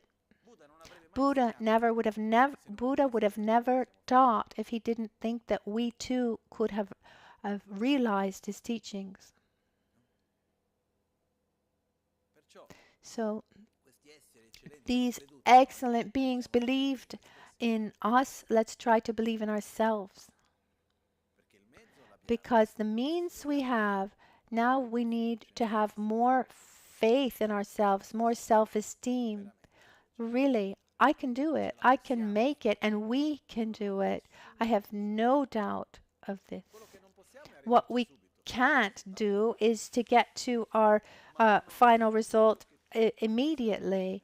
But I have no doubt that we can all walk along this path, respecting the length of our own legs, accepting, treating ourselves with acceptance and kindness. We can all do it. Now, before concluding, I want to thank you all for having listened these days, these teachings, with a attentive mind and an open heart. And as is done by tradition, before finishing, I'll go back to read the beginning of the text to create a positive interdependence so that we can once more give the commentary of the text.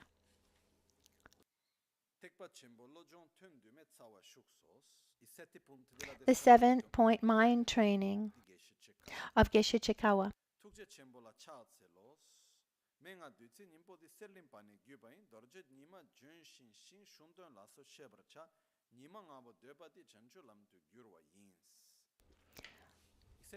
The 7-point mind training, homage to the great compassion. We begin by giving praise to love and compassion, which is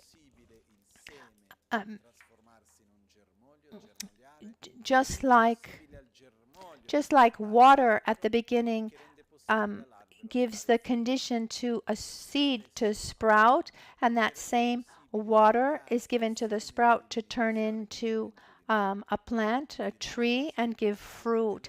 And similarly, along our path, the water of love and compassion is the one that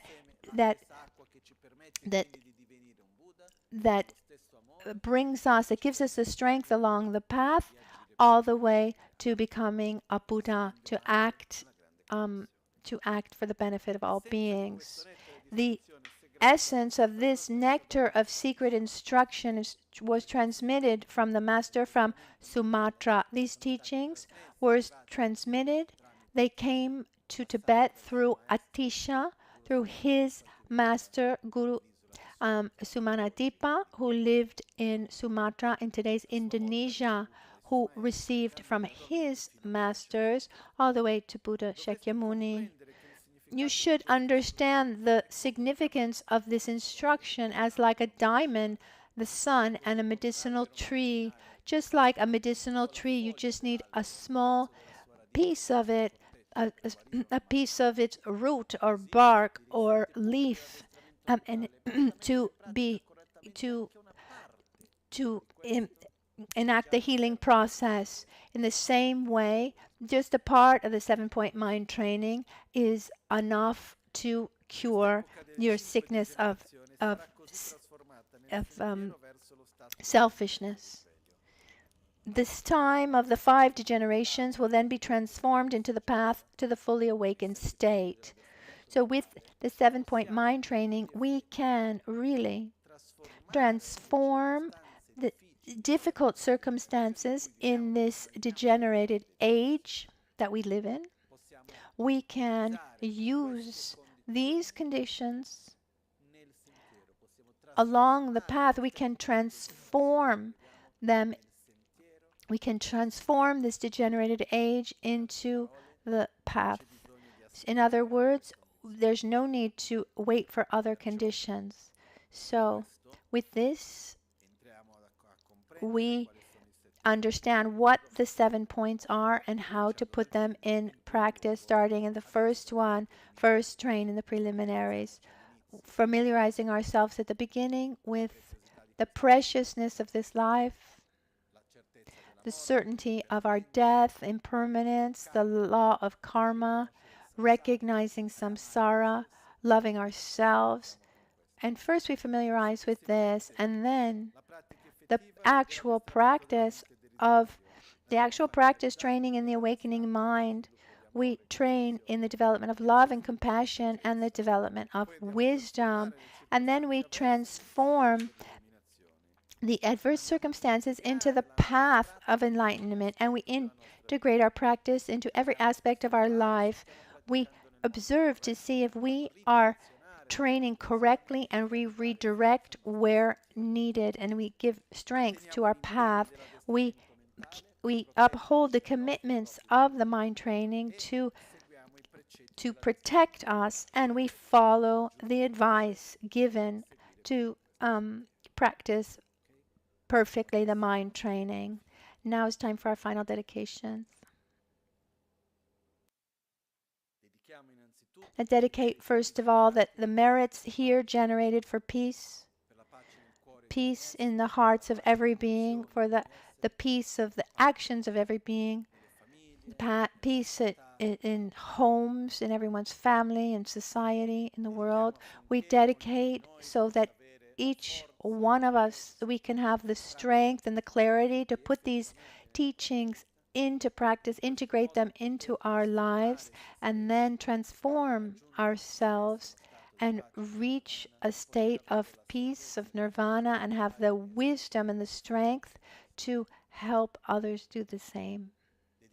We dedicate so that we can always have favorable conditions, external, favorable inner conditions, and may he or she who guides us be always present in our lives, along our paths, and may we always have the strength and the joy to practice, the desire to practice the Dharma. And we dedicate especially, may every being who is sick be cured of his sickness, and may every being be free from mental and physical suffering. We dedicate our merits. Where there's suffering, may it be pacified.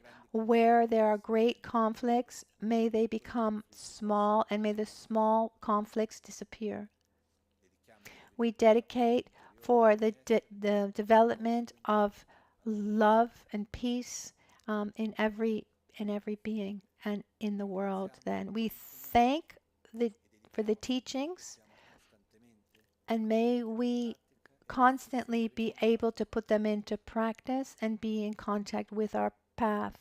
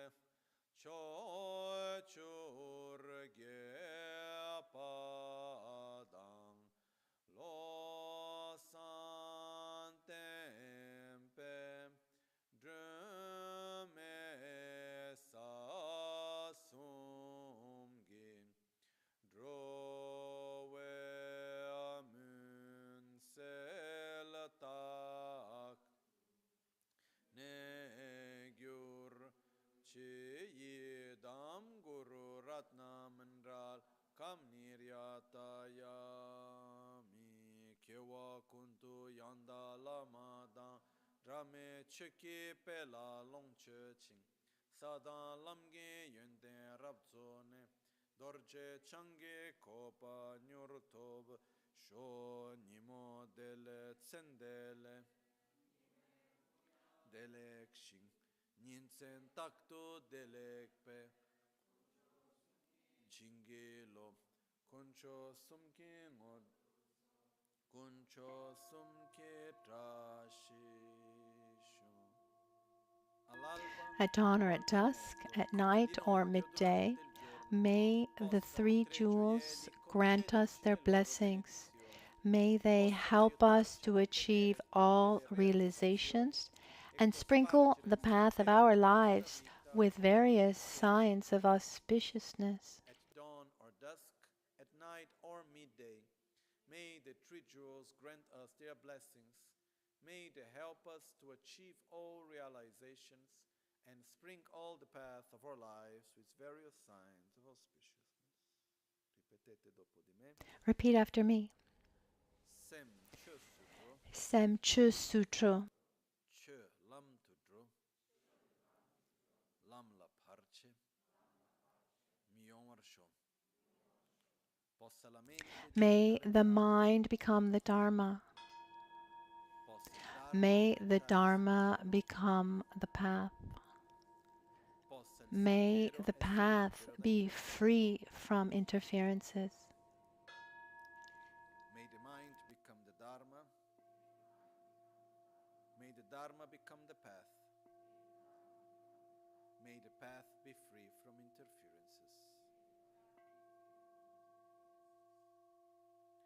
Mi me tsewe ter chen chen rezi dri me kempe Wampo jampe liang du po malu jom tse sangwe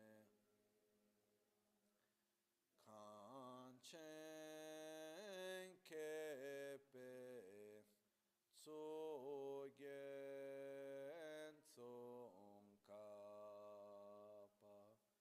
lo san trakpe shabla solwade.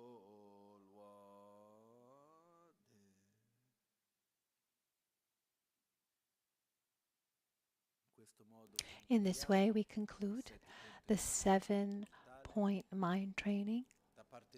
From my side, for me, it's like having given you one of the most precious things that I have ever received myself.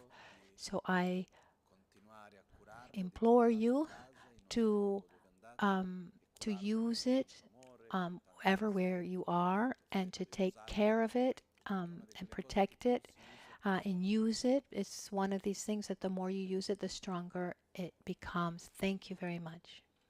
Buon appetito. And have a good lunch.